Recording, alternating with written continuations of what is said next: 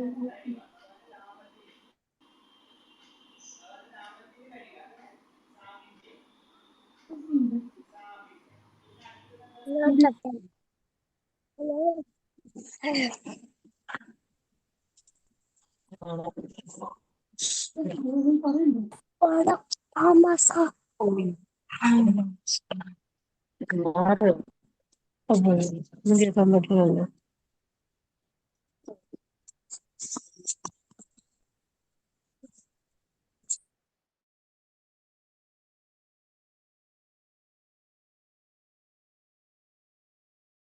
കൃഷ്ണ. എല്ലാവർക്കും പ്രണാമം. ശ്രീ രാധാഗോവിന്ദ ഇസ്കോൺ മംഗളൂരിന്റെ 18 ദിവസത്തെ ഗീതാധ്യായനത്തിലേക്ക് എല്ലാവർക്കും സ്വാഗതം. ഓം അജ്ഞാനതിമിരാന്ധസ്യ ജ്ഞാനാഞ്ജനശലാകയാ ചക്ഷുരുന്മിലിതം യേന തസ്മൈ ശ്രീഗുരവേ നമഃ. ശ്രീചൈതന്യമനോഭീഷ്ടം സ്ഥാപിതം യേന ഭൂതലേ സ്വയം രൂപ കഥാ മഹ്യം ദദാതി സ്വപദാന്തികം. വന്ദേഹം ശ്രീഗുരോ ശ്രീയുതപദകമലം ശ്രീഗുരോन् വൈഷ്ണവാംശ ശ്രീരൂപം സാഗ്രജാതം സഹഗണാ രഘുനാഥാന്വിതം തം സജീവം സാദ്വൈതം സാവധൂതം പരിജനസഹിതം കൃഷ്ണചൈതന്യദേവം ശ്രീരാധാകൃഷ്ണപാദാन् സഹഗണാ ലളിതാ ശ്രീവിശാഖാന്വിതാംശ. हे कृष्णा करुणा सिन्धो दीनबन्धो जगत्पते गोपेश गोपिका कान्ता राधा कान्त नमोस्तुते. तप्त काञ्चन गौराङ्गी राधे वृन्दावनेश्वरी वृषभानुसुते देवी प्रणमामि हरिप्रिये. वाञ्छाकल्पतरुभ्यश्च कृपा सिन्धुभ्य एव च पतितानां पावनेभ्यो वैष्णवेभ्यो नमो नमः. नमो विष्णुपादाय कृष्णपृष्ठाय भूतले श्रीमते भक्तिवेदान्त स्वामिनिति नामिने. नमस्ते सारस्वते देवे गौरवाणी प्रचारिणे निर्विशेष शून्यवादी पाश्चात्यदेशतारिणे. जय श्री कृष्ण चैतन्य प्रभु नित्यानंद श्री अद्वैत गदाधर श्रीवासादि गौरभक्तवृंद. हरे कृष्णा कृष्ण कृष्ण हरे हरे हरे राम राम राम हरे हरे. हरे कृष्ण. ഹരേ കൃഷ്ണ. പ്രണാമം ഹരേ മാതാജി. കൃഷ്ണ. എല്ലാവർക്കും പ്രണാമം. ഹരേ കൃഷ്ണ. ഹരേ കൃഷ്ണ മാതാജി. ഹരേ കൃഷ്ണ പ്രഭുജി. ഹരേ കൃഷ്ണ. ഹരേ കൃഷ്ണ മാതാജി. ഹരേ കൃഷ്ണ. ഹരേ കൃഷ്ണ. എല്ലാവർക്കും മാതാജി. കൃഷ്ണ പ്രണാമം. ഹരേ കൃഷ്ണ. ഹരേ കൃഷ്ണ. ഹരേ കൃഷ്ണ. ഹരേ കൃഷ്ണ. ഹരേ കൃഷ്ണ. ഹരേ കൃഷ്ണ. ഹരേ കൃഷ്ണ. പ്രണാമം. സ്ക്രീൻ കാണുന്നുണ്ടല്ലോ. ഹരേ കൃഷ്ണ. മാതാജി ഇത് ഉപദേശാമൃതത്തിന്റെ ക്ലാസ് അല്ലേ? അല്ല മാതാജി, ഇത് 18 ദിവസത്തെ ലെവൽ 1 ക്ലാസ് ആണ് മാതാജി. ഹരേ കൃഷ്ണ. അതെപ്പോഴാണ് ജോയിൻ ചെയ്യേണ്ടത്? അത് ഏത് ലിങ്കാ മാതാജി? മാതാജി അത് ഒന്ന് കോ ഹോസ്റ്റിനോട് അഡ്മിനോട് ചോദിക്കും മാതാജി. ആ ഗ്രൂപ്പിലെ ലെവൽ 2 ഗ്രൂപ്പിലെ ലെവൽ 3 ഗ്രൂപ്പിലെ ഓക്കെ ഇത് മാതാജി. ലെവൽ 1 ആണ് മാതാജി. ഹരേ ഓക്കെ, കൃഷ്ണ. ഓക്കെ. അപ്പോ എല്ലാവർക്കും പ്രണാമം. ശ്രീ രാധാഗോവിന്ദ ഇസ്കോൺ മംഗളൂരിന്റെ 18 ദിവസത്തെ ഗീതാഞ്ജലിക്ക് എല്ലാവർക്കും സ്വാഗതം. അപ്പൊ ഇവിടെ ഇന്ന് നമ്മൾ 18 ദിവസം, ഇന്ന് തൊട്ട് നമ്മൾ 18 ദിവസം ഭഗവാന്റെ ഭഗവത്ഗീത പഠിക്കാൻ പോകണം. അപ്പൊ എന്താണ് ഭഗവത്ഗീത? ഭഗവത്ഗീത എന്ന് പറയുമ്പോൾ എല്ലാവരും ഒന്ന് മ്യൂട്ട് ചെയ്യണേ. ഹരേ കൃഷ്ണ.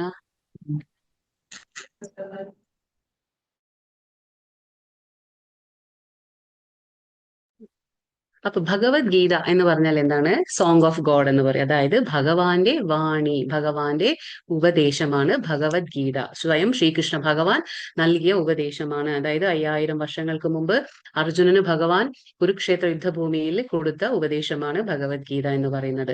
അപ്പോ ഇസ്കോൺ എന്ന് പറയുമ്പോൾ എന്താണ്?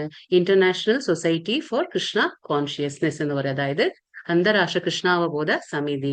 അപ്പൊ നമുക്ക് ഈ 18 ദിവസത്തെ ഈ സൗകര്യം ഒരുക്കി തന്നിട്ടുള്ളത് മംഗളൂർ ഇസ്കോൺ ആണ്. അപ്പൊ ഇസ്കോൺ എന്ന് പറയുമ്പോൾ ഒരുപാട് ലോകമെമ്പാടും ഒരുപാട് ഇസ്കോൺ അമ്പലങ്ങളുണ്ട്, ദേവാലയങ്ങളുണ്ട്. പക്ഷെ ഇത് നമുക്ക് ഒരുക്കി തന്നിട്ടുള്ളത് മംഗളൂർ കുളായ്, അതായത് കർണാടകയിലെ മംഗളൂരു എന്ന സ്ഥലത്തെ കുളായ് ഇസ്കോൺ ആണ് നമുക്ക് ഈ സൗഭാഗ്യം ഒരുക്കി തന്നിട്ടുള്ളത്. അപ്പൊ അതാണ് ഇത് നമ്മൾ ഇന്ന് നോക്കാൻ പോകുന്നത്. അപ്പൊ ഗീത അധ്യയനം 18 ദിവസത്തിൽ. എന്തുകൊണ്ടാണ് 18 ദിവസം? അതായത് 18 അധ്യായങ്ങളുണ്ട്, 700 ശ്ലോകങ്ങളുണ്ട്. ഭഗവത്ഗീതയിൽ എന്താണ്? 18 അധ്യായങ്ങളും 700 ശ്ലോകങ്ങളുണ്ട്. അപ്പൊ അതുകൊണ്ട് നമുക്ക് എന്താണ് ഈ 700 ശ്ലോകങ്ങളും മൊത്തം നമുക്ക് എടുത്ത് കവർ ചെയ്യാൻ പറ്റില്ല. അപ്പൊ അതുകൊണ്ട് എന്താണ് നമ്മൾ വളരെ ഇമ്പോർട്ടന്റ് ആയിട്ടുള്ള ശ്ലോകങ്ങൾ എടുത്ത് നമ്മൾ ഓരോ അധ്യായങ്ങളും നമ്മൾ കവർ ചെയ്യുന്നത്. അതായത് രൂപരേഖ എല്ലാത്തിന്റെയും നമ്മൾ ഒരു സമ്മറി ഫോമിലാണ് നമ്മൾ ക്ലാസ്സുകൾ എടുക്കുന്നത്. അപ്പൊ ഓരോ ദിവസം വെച്ച് ഓരോ അധ്യായങ്ങളാണ്. അങ്ങനെ 18 ദിവസം കണ്ടിന്യൂസ് ആയിട്ട് നമുക്ക് 18 അധ്യായങ്ങൾ നമ്മൾ ഭഗവത്ഗീതയുടെ പഠിക്കാൻ പോവുകയാണ്. അപ്പൊ നമുക്ക് തോന്നായിരിക്കും എന്തുകൊണ്ട് നമ്മൾ ഭഗവത്ഗീത പഠിക്കണം? അതായത് ഇപ്പോ നമുക്ക് എല്ലാവർക്കും ആഗ്രഹം എന്താണ്? എല്ലാവരും സന്തോഷമായിട്ടിരിക്കണം. എപ്പോഴും നമുക്ക് ആനന്ദം വേണം അല്ലെ? നമുക്ക് ആർക്കും ദുഃഖം വേണ്ട. നമുക്ക് എപ്പോഴും ആനന്ദം വേണം. പക്ഷേ ഈ ആനന്ദം എന്ന് പറയുന്നത് എങ്ങനെയാ? അത് നമുക്ക് ഈ ഭൗതിക പ്രപഞ്ചത്തില് ശാശ്വതമായി കിട്ടില്ല. ഇതെങ്ങനെയാ? ആനന്ദം ഉണ്ട്, പക്ഷെ അതെങ്ങനെയാണെന്ന് വെച്ചാൽ ക്ഷണികമാണ്. നമ്മൾ പറയും ഫ്ലിക്കറിങ് ഹാപ്പിനെസ് എന്ന്. അതായത് ചഞ്ചലമായ ഒരു ആനന്ദമാണ്. അതായത് എപ്പോഴും മാറിക്കൊണ്ടിരിക്കും. ഇപ്പൊ ഇന്ന് ദുഃഖമാണെങ്കിൽ നാളെ അത് സുഖമായി മാറും, ഇന്ന് സുഖമാണെങ്കിൽ അത് നാളെ ദുഃഖമായി മാറും. അപ്പോൾ സുഖവും ദുഃഖവും ആയിട്ട് ഇങ്ങനെയുള്ള ആ ഒരു അവസ്ഥയാണ് നമ്മുടെ. പക്ഷെ നമുക്ക് എന്താണ് എല്ലാവർക്കും ആഗ്രഹം? നമ്മളെല്ലാം കഷ്ടപ്പെടുന്ന എന്തുകൊണ്ടാണ്? നമുക്ക് സുഖമായിട്ടിരിക്കണം, നമുക്ക് സന്തോഷമായിട്ടിരിക്കും. പക്ഷെ ശാശ്വതമായി സന്തോഷമായിട്ട് അല്ലെങ്കിൽ ആനന്ദം കണ്ടെത്താൻ ഇവിടെ കഴിയില്ല. അത് നമുക്ക് വരുന്ന അധ്യായങ്ങളിൽ നമുക്ക് മനസ്സിലാക്കാം. പക്ഷെ അപ്പോൾ നമുക്ക് ഈ ആനന്ദം ശാശ്വതമായി വേണമെങ്കിൽ നമ്മൾ എന്ത് ചെയ്യണം? അതിന് എന്താണ് ഒരു വഴി? അപ്പൊ നമ്മൾ ആദ്യം എന്താണ്? നമ്മൾ ഈ ഭൂമിയിലേക്ക് വന്നു. അപ്പൊ നമ്മൾ നമ്മൾ ആലോചിക്കണം, അതായത് ചിന്തിക്കണം. നമ്മൾ ഞാൻ ആരാണ്? ഞാൻ എന്തുകൊണ്ട് ഈ ഭൂമിയിലേക്ക് വന്നു? ഞാൻ എന്തുകൊണ്ട് സ്ത്രീയായി? ഞാൻ എന്തുകൊണ്ട് ഒരു പുരുഷനായി ജനിച്ചു? ഞാൻ എന്തുകൊണ്ട് ഇതേ വീട്ടിൽ തന്നെ ഇങ്ങനെയുള്ള ഒരു അച്ഛനമ്മയ്ക്ക് ഞാൻ മകനായി ജനിച്ചു? ഇങ്ങനെയുള്ള പിന്നെ എന്റെ ഉദ്ദേശം എന്താ? മരിക്കും മുന്നേ എനിക്ക് എന്തെങ്കിലും ചെയ്തു തീർക്കാനുണ്ടോ ഈ ഭൂമിയിൽ? ഇങ്ങനെയുള്ള പല പല ചോദ്യങ്ങൾ നമുക്ക് വരണം. അതാണ് അപ്പോഴാണ് നമ്മൾ ഇത് എന്താ പറയാ, നമ്മുടെ വേദാന്ത സൂത്രം എന്ന് പറയും. അതായത് അഥഥോ ബ്രഹ്മ ജിജ്ഞാസ. ജിജ്ഞാസ എന്ന് പറഞ്ഞാൽ ആ ഇൻക്വിസിറ്റീവ്നെസ്, അതായത് നമുക്ക് ഈ ഒരു ചോദ്യങ്ങൾ നമ്മളിൽ വരണം. അതാണ് കാരണം ഭഗവാൻ നമുക്ക് ഒരുപാട് ബുദ്ധിശക്തി തന്നിട്ടുണ്ട്. അത് വെറുതെ നമ്മൾ പാഴാക്കി കളയാനല്ല, അത് ഇങ്ങനെയുള്ള ചോദ്യങ്ങൾക്ക് വേണ്ടിയിട്ടാണ്. ഇങ്ങനെയുള്ള ചോദ്യങ്ങൾ നമ്മളിൽ വരുമ്പോൾ അപ്പൊ നമുക്ക് എന്താണ്? ആ അഥഥോ ബ്രഹ്മ ജിജ്ഞാസം വന്നു. അപ്പൊ നമ്മൾ അന്വേഷിക്കും, എന്താണ് എന്റെ ഉദ്ദേശം? എന്താണ്? മരിക്കും മുന്നേ എനിക്ക് എന്ത് ചെയ്യണം? എനിക്ക് ഈ ശാശ്വതമായ ആനന്ദത്തിലേക്കുള്ള വഴി എന്താണ്? അതെന്താണ് വഴി? ഭഗവത്ഗീതയാണ് അതിലേക്കുള്ള ഒരു വഴി. അപ്പൊ അത് നമുക്ക് എങ്ങനെയാ? നമ്മുടെ ജീവിതത്തിൽ വരുന്ന ഒരുപാട് സംശയങ്ങൾക്ക്, ഒരുപാട് ചോദ്യങ്ങൾക്ക്, ഒരുപാട് എല്ലാ നമ്മുടെ മാനസിക പ്രശ്നങ്ങൾക്കുള്ള ആ ഉത്തരം എവിടെയുണ്ട്? ഭഗവത്ഗീതയിലുണ്ട്. അത് നമ്മൾ മനസ്സിലാക്കണം. അപ്പൊ അതുകൊണ്ടാണ് ശ്രീകൃഷ്ണ ഭഗവാന്റെ ഈ ഭഗവത്ഗീത നമ്മൾ മനസ്സിലാക്കുമ്പോൾ നമുക്ക് മനസ്സിലാവും, നമുക്ക് ഈ ശാശ്വതമായ ആനന്ദത്തിലേക്കുള്ള വഴി നമുക്ക് തെളിയും. അതുകൊണ്ടാണ് ഈ ഭഗവത്ഗീത നമ്മൾ ഓരോരുത്തരും മനുഷ്യകുലത്തിൽ ജനിച്ചിട്ടുണ്ടെങ്കിൽ നമ്മൾ ഇത് മനസ്സിലാക്കിയിരിക്കണം. എന്താണ് ഇതിൽ പറയുന്നത്? അഥത്തോ ബ്രഹ്മ ജിജ്ഞാസ എന്ന് ഞാൻ പറഞ്ഞു. അതേപോലെ നമ്മൾ ആനന്ദമയോ അഭ്യാസാത് എന്ന് പറയും. അതായത് എന്തുകൊണ്ട് നമ്മൾ ഈ ആനന്ദത്തിന്റെ പുറകിൽ ഓടുന്നു? അതായത് നമുക്ക് എന്ത് ആനന്ദം വേണമെന്ന് വെച്ചാൽ നമ്മൾ ഭഗവാന്റെ അംശമായതുകൊണ്ടാണ്. പക്ഷെ നമ്മൾ തെറ്റായ സ്ഥലത്താണ് ഇവിടെ ജീവിക്കുന്നത്. അതുകൊണ്ട് എന്താണ്? നമുക്ക് ആനന്ദം ചെറിയ തോതിൽ കിട്ടുന്നുണ്ട്, പക്ഷെ ശാശ്വതമായ ആനന്ദം ലഭിക്കുന്നില്ല. അത് വേണമെങ്കിൽ എന്താണ് അതിനൊരു വഴി? അതെങ്ങനെ കിട്ടും എന്നുള്ളത് ഈ ഭഗവത്ഗീതയിലുണ്ട്. ആ രഹസ്യങ്ങളൊക്കെ ഭഗവത്ഗീതയിൽ നമുക്ക് മനസ്സിലാക്കാൻ പറ്റും. അതുകൊണ്ടാണ് ഈ 18 ദിവസം നമ്മൾ അറ്റൻഡ് ചെയ്യണം. എങ്കിലേ നമുക്ക് ആ കാര്യങ്ങൾ, അതൊരു കണക്ഷൻ ആണ്. ആദ്യത്തെ അധ്യായം തൊട്ട് 18 അധ്യായം വരെയുള്ള ആ കണക്ഷൻ നമുക്ക് മനസ്സിലാവണമെങ്കിൽ നമ്മൾ നിത്യേന ക്ലാസ് അറ്റൻഡ് ചെയ്യണം. എങ്കിലേ നമുക്കത് ശരിക്കും ആ രീതിയിൽ മനസ്സിലാക്കാൻ പറ്റുള്ളൂ, ശാശ്വതമായ ആനന്ദത്തിലേക്ക് പോകാൻ പറ്റുള്ളൂ. അപ്പൊ നമുക്ക് ചിന്തിക്കാം, ഇപ്പൊ ഈ ചോദ്യങ്ങളൊക്കെ ആർക്കാണ് ഉന്നയിക്കാൻ കഴിയുന്നത്? അതായത് നമുക്കിവിടെ നമ്മൾ മാത്രമല്ല ജീവിക്കുന്നത്, പല ജലചരങ്ങൾ കാണാം, നമുക്ക് പക്ഷി മൃഗാദികളെ കാണാം, ആ വൃക്ഷങ്ങളെ കാണാം, എല്ലാവരും കാണുന്നുണ്ട്. പക്ഷെ അവർക്കൊന്നും ഈ ചോദ്യങ്ങൾ ഉന്നയിക്കാനുള്ള സാമർഥ്യം ഭഗവാൻ കഴിവ് കൊടുത്തിട്ടില്ല. ഭഗവാൻ ആ ബുദ്ധിശക്തി കൊടുത്തിട്ടില്ല. ഇത് കൊടുത്തിട്ടുള്ളത് ആർക്കാണ്? മനുഷ്യന്മാർക്ക് മാത്രമാണ്. അപ്പോ നമ്മുടെ ജീവിതത്തിലെ ഈ സുഖവും ദുഃഖവും അല്ലാതെ ഒന്നുണ്ട്. അതാണ് ഈ ധർമ്മം എന്ന് പറയുന്നത്. അതായത് എന്താണ് ഈ ധർമ്മം? ഈ ധർമ്മം എന്ന് പറയുന്നത് ശരി എന്താ, തെറ്റെന്താ, അതാണ് ധർമ്മം. ഞാൻ ചെയ്യേണ്ടത് എന്താ, ചെയ്യരുതാത്തത് എന്താ, ഇതൊക്കെ മനസ്സിലാക്കി തരുന്നതാണ് ധർമ്മം. അപ്പൊ ഈ ധർമ്മം അനുഷ്ഠിക്കുമ്പോൾ മാത്രമാണ് നമ്മൾ ഈ പക്ഷി മൃഗാദികളിൽ നിന്ന് വ്യത്യാസപ്പെടുന്നത്. അല്ലെങ്കിൽ നമ്മളും അവർക്കും യാതൊരു വ്യത്യാസവും ഉണ്ടായിരിക്കില്ല. ഇപ്പൊ നമ്മൾ പറഞ്ഞു പക്ഷി മൃഗാദികളിൽ നിന്ന് വ്യത്യാസപ്പെടുന്നെങ്കിൽ ഈ ചോദ്യങ്ങളാണ്. കാരണം അവർക്കും ബുദ്ധിശക്തി ഭഗവാൻ കൊടുത്തിട്ടുണ്ട്, നമുക്കും കൊടുത്തന്നിട്ടുണ്ട് ഭഗവാൻ. പക്ഷെ അവർക്ക് ഈ ചോദ്യങ്ങളൊന്നും മനസ്സിലാകില്ല. ഇപ്പൊ നമ്മൾ ഈ ക്ലാസ്സിൽ കൊടുന്ന് പക്ഷി മൃഗാദികൾ എടുത്താൻ പറ്റില്ല. ഭഗവാൻ ശ്രീകൃഷ്ണൻ ഭഗവത്ഗീതയിൽ ഇങ്ങനെ പറഞ്ഞിട്ടുണ്ട് എന്നൊക്കെ നമുക്ക് അവർക്ക് പറഞ്ഞു മനസ്സിലാക്കി കൊടുക്കാൻ കഴിയില്ല. കാരണം അവർക്കുള്ള ബുദ്ധിശക്തി എന്ന് പറയുമ്പോൾ 4 കാര്യങ്ങൾക്കാണ്. എന്താണത്? അതായത് ഹിതോപദേശ എന്നുള്ള ഒരു പുസ്തകത്തിലെ നാരായണ കവി ഒരു ശ്ലോകം പറയാറുണ്ട്. എന്താണത്? ആഹാര നിദ്ര ഭയമൈഥുനം ച സാമാന്യമേതത് പശുഭിർനരാണം ധർമ്മോ ഹി തേഷാം അധികോ വിശേഷ ധർമ്മേണ ഹീന പശുഭിർ സമാന.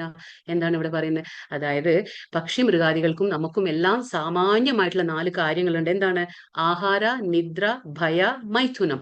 അതായത് ആഹാരം, അവരും ഭക്ഷണം കഴിക്കുന്നു, നമ്മളും ഭക്ഷണം കഴിക്കുന്നു.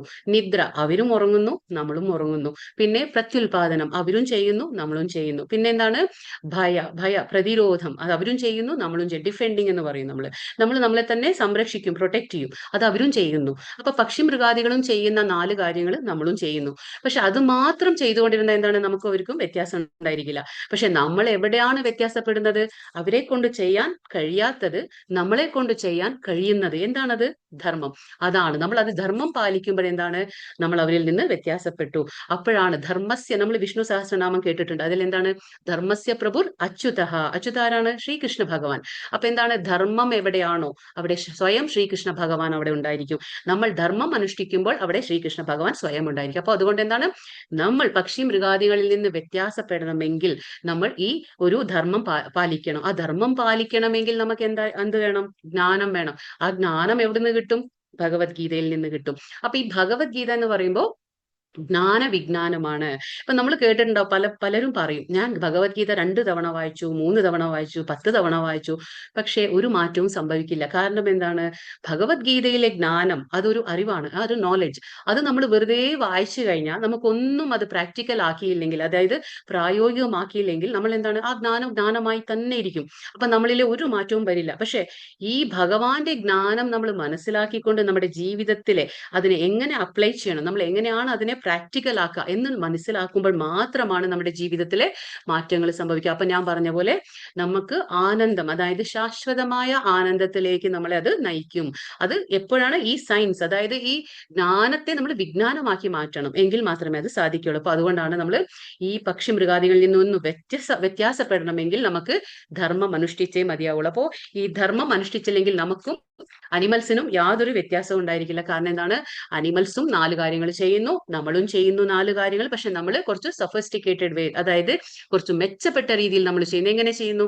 അവരിപ്പോ എവിടെയാന്ന് വെച്ചാൽ അവിടെ ഭക്ഷണം കഴിക്കുന്നു. പക്ഷെ നമ്മൾ എന്ത് ചെയ്യും? നമ്മൾ ഒരു സുരക്ഷിതമായ സ്ഥലത്ത് ഇരിക്കാൻ വേണ്ടി ഒരു വീട് പണിയുന്നു, നമ്മൾ അതിന്റെ ഉള്ളിൽ ഇരിക്കുന്നു, നമ്മൾ കട്ടിലിൽ കിടക്കുന്നു, നമ്മൾ ഡൈനിങ് ടേബിളിൽ ഇരുന്ന് ഭക്ഷണം കഴിക്കുന്നു. എല്ലാം നമ്മൾ മെച്ചപ്പെട്ട രീതിയിൽ ചെയ്യുന്നു എന്ന് മാത്രം. പക്ഷെ അല്ലാതെ നമ്മൾ എന്താ പറയാ, ധർമ്മം ചെയ്യുമ്പോൾ മാത്രമാണ് അവരിൽ നിന്ന് നമ്മൾ വ്യത്യാസപ്പെടുന്നത്. അതുകൊണ്ടാ പറയുന്നേ, ധർമ്മോഹി തേഷാം അധികോ വിശേഷ ധർമ്മേണ ഹീന പശുഭിർ സമാന. ആർക്കാണോ ഈ ധർമ്മം അനുഷ്ഠിക്കാൻ കഴിയാത്തത് അവരെന്തായി തീരും? പശുവായി തീരും, അതായത് ഒരു സാധാരണ മൃഗമായി തീരും. അങ്ങനെയാണ് ശാസ്ത്രങ്ങൾ പറയുന്നത്. അപ്പൊ അതുകൊണ്ട് നമുക്ക് ഭഗവത്ഗീത വളരെ ആവശ്യമാണ്. ഇത് എല്ലാ മനുഷ്യകുലത്തിലുള്ള എല്ലാവർക്കും ഉള്ളതാണ് ഈ ഭഗവത്ഗീത. അപ്പൊ നമുക്ക് നോക്കാം എന്താണ് ഇതെന്ന്. അപ്പൊ ഇവിടെ ഭഗവത്ഗീത യഥാരൂപം, നമ്മൾ എന്താ പഠിക്കുന്നത്? ഭഗവത്ഗീത യഥാരൂപം. ഇതാണ് ഭഗവത്ഗീത യഥാരൂപം.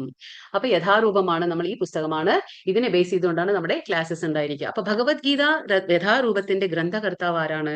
ആ വ്യാഖ്യാതാവാരാണ്? ഈ ചിത്രത്തിൽ കാണുന്ന നമ്മുടെ എന്താ പറയുക, ദിവ്യ പൂജ്യ ശ്രീമതി സി ഭക്തിവേദാന്ത സ്വാമി പ്രഭുപാദരാണ്. അപ്പൊ ഇവരാണ് നമ്മുടെ ഇസ്കോന്റെ സംസ്ഥാപക ആചാര്യൻ എന്ന് പറയും. ഈ ശീല പ്രഭുപാദരാണ്.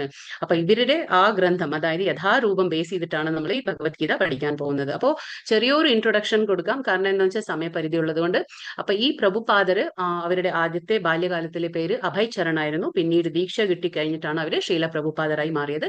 അപ്പൊ അവര് വൈഷ്ണവ കുടുംബത്തിലാണ് അവരുടെ ജനനം ഉണ്ടായത്. 1896, അതായത് 1896 അവർ ജനിച്ചത്. കൊൽക്കത്തയിലാണ് അവരുടെ ജനനം. ഒരു വൈഷ്ണവ കുടുംബത്തിലാണ് അവരുടെ ജനനം, അതായത് അച്ഛനും അമ്മയും ഒക്കെ വൈഷ്ണവരായിരുന്നു. അപ്പൊ ചെറുപ്പത്തിലെ അവർക്ക് കൃഷ്ണഭക്തി വളരെയധികം ഉണ്ടായിരുന്നു, ബാല്യത്തിലെ. അപ്പൊ എന്നിട്ട് അവരെന്താണ് 1922 അവരവരുടെ ഗുരുവിനെ കാണുന്നു. ഈ ചിത്രത്തിൽ നടുവിൽ കാണാം നമുക്ക് ഭക്തി സിദ്ധാന്ത സരസ്വതി ഗോസ്വാമി എന്ന് പറയും. ഇവരെ കാണുന്നു. അവരെ കണ്ടു കഴിഞ്ഞിട്ട് അവരെ കണ്ട വശം തന്നെ ആ ഗുരുവിന്റെ നിർദ്ദേശമാണ്, അതായത് നീ വളരെ എഡ്യൂക്കേറ്റഡ് ആയിട്ടുള്ള ഒരു വ്യക്തിയാണ്, എന്തുകൊണ്ട് പാശ്ചാത്യ നാടുകളിലേക്ക് പോയി കൃഷ്ണഭക്തി, അതായത് കൃഷ്ണാവബോധം പ്രചരിപ്പിച്ചുകൂടാ എന്ന് ചോദ്യം ചോദിക്കും. അങ്ങനെ ആ ഒരു നിർദ്ദേശം, ഗുരുവിന്റെ നിർദ്ദേശം ഒരു ദൗത്യമാക്കി കണക്കെടുത്ത് അങ്ങനെയാണ് ശ്രീല പ്രഭുപാദർ യാത്ര തിരിക്കുന്നത്. എവിടേക്ക്? അമേരിക്കൻ ഐക്യനാടുകളിലേക്ക് യാത്ര തിരിക്കുകയാണ്. ആ യാത്ര തിരിക്കാൻ വേണ്ടി ഒരുപാട് കഷ്ടപ്പെട്ടിട്ട്, ഒരുപാട് പ്രയാസപ്പെട്ടിട്ടാണ് അതിലേക്കുള്ള വിസയൊക്കെ സംഘടിപ്പിക്കുന്നത്. എന്നിട്ട് ഈ ചിത്രത്തിൽ കാണുന്ന ജലദൂത എന്ന ചരക്ക് കപ്പലാണത്. ആ ചരക്ക് കപ്പലിലൂടെയാണ് അവർ സഞ്ചരിക്കുന്നത്. ഒരുപാട് പ്രയാസപ്പെട്ടിട്ടാണ് അവിടെ അമേരിക്കയിലേക്ക് എത്തുന്നത്. അവിടെ എത്തിക്കഴിഞ്ഞിട്ട് ഭക്തി എന്താ, ഭഗവാൻ എന്താ എന്ന് പോലും അറിയാത്ത ഒരു കൂട്ടം ആൾക്കാരെയാണ് അവര് ഒരുപാട് പ്രയത്നിച്ച് അതിൽ വിജയം നേടിയ ഒരു വ്യക്തിയാണ് ശ്രീല പ്രഭുപാദർ. അങ്ങനെ ഒരുപാട് കഷ്ടപ്പെട്ടിട്ട് അവിടെ ആ 1966 നമ്മുടെ ഇസ്കോൺ പ്രാബല്യത്തിൽ വരുന്നത്. 66 ഇസ്കോൺ പ്രാബല്യത്തിൽ വരുന്നു. അങ്ങനെ ഒരുപാട് എന്താ പറയാ, നമ്മുടെ ഇന്ന് ലോകമെമ്പാടും ഒരുപാട് ദേവാലയങ്ങളുണ്ട്. ഇസ്കോന്റെ ദേവാലയങ്ങൾ നമുക്ക് കാണാൻ പറ്റും. അപ്പോൾ ഈ ഒരു സംഘടനയുടെ ദൗത്യം അല്ലെങ്കിൽ ലക്ഷ്യം എന്ന് പറയുന്നത് എന്താണ്? കൃഷ്ണാവബോധം ലോകമെമ്പാടും പ്രചരിപ്പിക്കുക എന്നത് മാത്രം. അതായത് യഥാരൂപം ഭഗവാൻ എന്താണോ ഭഗവത്ഗീതയിൽ പറഞ്ഞിട്ടുള്ള കാര്യങ്ങൾ അത് യഥാരൂപം അതേ രീതിയിൽ തന്നെ പ്രചരിപ്പിക്കുക എന്നത് മാത്രമാണ് ആ ലക്ഷ്യം ഈ ഒരു സംസ്ഥയുടെ. അപ്പൊ ഇത് എന്താന്ന് വെച്ചാൽ നമ്മൾ പറഞ്ഞു, ചരക്ക് കപ്പലിലൂടെയാണ് അമേരിക്കൻ ഐക്യരാഷ്ട്രത്തിലേക്ക് പ്രഭുപാദർ യാത്രയായത്. ആ പോകുന്ന വഴിയിൽ അവര് കൊച്ചിയിലെ മട്ടാഞ്ചേരി ആ ഒരു സ്ഥലത്ത് അവരുടെ ശിലാഫലകം കൂടി ഉണ്ട്, അവിടെ സ്ഥാപിച്ചിട്ടുണ്ട്. ഈ ചിത്രത്തിൽ കാണുന്നതാണ് ശ്രീ രാധാ ഗോവിന്ദ, നമ്മുടെ ഇസ്കോൻ മംഗളൂരു കുലായ് എന്ന സ്ഥലത്തിലെ ആരാധനാ വിഗ്രഹങ്ങളാണ് ഇവരെ പ്രാർത്ഥിച്ചുകൊണ്ട് നമുക്ക് തുടങ്ങാം. ഇത് അവിടുത്തെ അഡ്രസ് ആണ്. നമ്മളിപ്പോ പറഞ്ഞില്ലേ, നമുക്ക് ക്ലാസ് ഒക്കെ ഒരുക്കി തന്നിട്ടുള്ളത് എവിടെയാണ്? ഇസ്കോൺ കുളായി, അതായത് കർണാടകയിലെ മംഗളൂരു എന്ന സ്ഥലത്തിലെ കുളായി എന്ന സ്ഥലത്തെ ശ്രീ രാധാ ഗോവിന്ദ ടെമ്പിൾ ആണ്, അവിടുത്തെ അഡ്രസ് ആണിത്. അപ്പൊ ഇത് ഗുരു പരമ്പര. നമ്മളിപ്പോ ഈ ഭഗവത്ഗീത പഠിക്കുന്നത് ഗുരു പരമ്പരയിലൂടെയാണ്. എന്തുകൊണ്ട് ഗുരു പരമ്പര വേണമെന്ന് പറഞ്ഞാൽ, ഭഗവാന്റെ 4 അധികൃതമായിട്ടുള്ള 4 പരമ്പരകളുണ്ട്. ആരുടെ? ശ്രീകൃഷ്ണ ഭഗവാന്റെ കീഴിൽ 4 പത്മപുരാണത്തിൽ വരുന്നുണ്ട്. 4 അധികൃത പരമ്പരകളുണ്ട്. ഏതാണ് ആ 4 പരമ്പര? ബ്രഹ്മ പരമ്പര, ശ്രീ പരമ്പര, രുദ്ര പരമ്പര, പിന്നെ കുമാര പരമ്പര. ഇങ്ങനെ 4 പരമ്പരയുണ്ട്. അപ്പൊ ഈ 4 പരമ്പരയിലൂടെ നമ്മൾ ഭഗവാന്റെ കാര്യങ്ങൾ മനസ്സിലാക്കുമ്പോൾ അത് യഥാരീതിയിലാണ്. അപ്പൊ എന്താണ്? നമുക്ക് ആ ഭഗവാനായിട്ടുള്ള ആ ബന്ധം സ്ഥാപിക്കാൻ സാധിക്കും. അതുകൊണ്ടാണ് ഈ ഗുരു പരമ്പര വളരെ ആവശ്യമാണ്. അത് നമുക്ക് 4-ാം അധ്യായത്തിൽ കൂടുതൽ മനസ്സിലാക്കാൻ പറ്റും. അപ്പൊ ഈ ഗുരു പരമ്പരയിലൂടെ തന്നെ നമ്മൾ ആ ജ്ഞാനം സ്വീകരിക്കണം.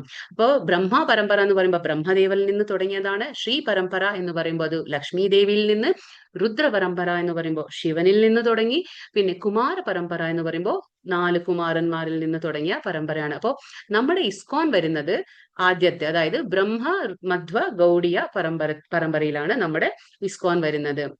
ബ്രഹ്മ എന്ന് പറയുമ്പോൾ ആദ്യത്തെ ശ്രീകൃഷ്ണനിൽ നിന്ന് ബ്രഹ്മാവിൽ നിന്ന് മധ്വാചാര്യ, അങ്ങനെ പിന്നെ 22-ാം ആചാര്യനായിട്ട് നമ്മുടെ ചൈതന്യ മഹാപ്രഭു വരുന്നു. അവിടെ പിന്നെ 32-ാം ആചാര്യനായിട്ട് നമ്മുടെ ശില പ്രഭുപാദർ വരുന്നു. അപ്പോൾ ആ രീതിയിലാണ്. അപ്പൊ ഇവിടെ ഈ ചിത്രത്തിൽ കാണുന്ന നമ്മൾ പറഞ്ഞു, സംസ്ഥാപക ആചാര്യനായ ശീല പ്രഭുപാദരാണ്. അവരുടെ കീഴിൽ ആരാണ്? അവരുടെ ശിഷ്യനായ ഇത് അമേരിക്കൻ ആളാണ്, ജയപതാക സ്വാമി ഗുരു മഹാരാജ് എന്ന് പറയും ഇവര്. അപ്പൊ ഇവര് ഒരു അമേരിക്കനാണ്. ഇവരിപ്പോ വസിക്കുന്നത് നമ്മുടെ വെസ്റ്റ് ബംഗാളിലെ മായാപൂർ എന്ന സ്ഥലത്താണ്. അത് ഇവിടുത്തെ ഇസ്കോന്റെ തലസ്ഥാനമാണ്.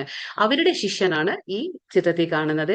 ഏറ്റവും താഴെ നമ്മുടെ നാമനിഷ്ഠദാസ് പ്രഭുജി. ഇവരാണ് നമ്മുടെ ഇസ്കോൺ ടെമ്പിൾ മംഗളൂരിന്റെ പ്രസിഡന്റ്.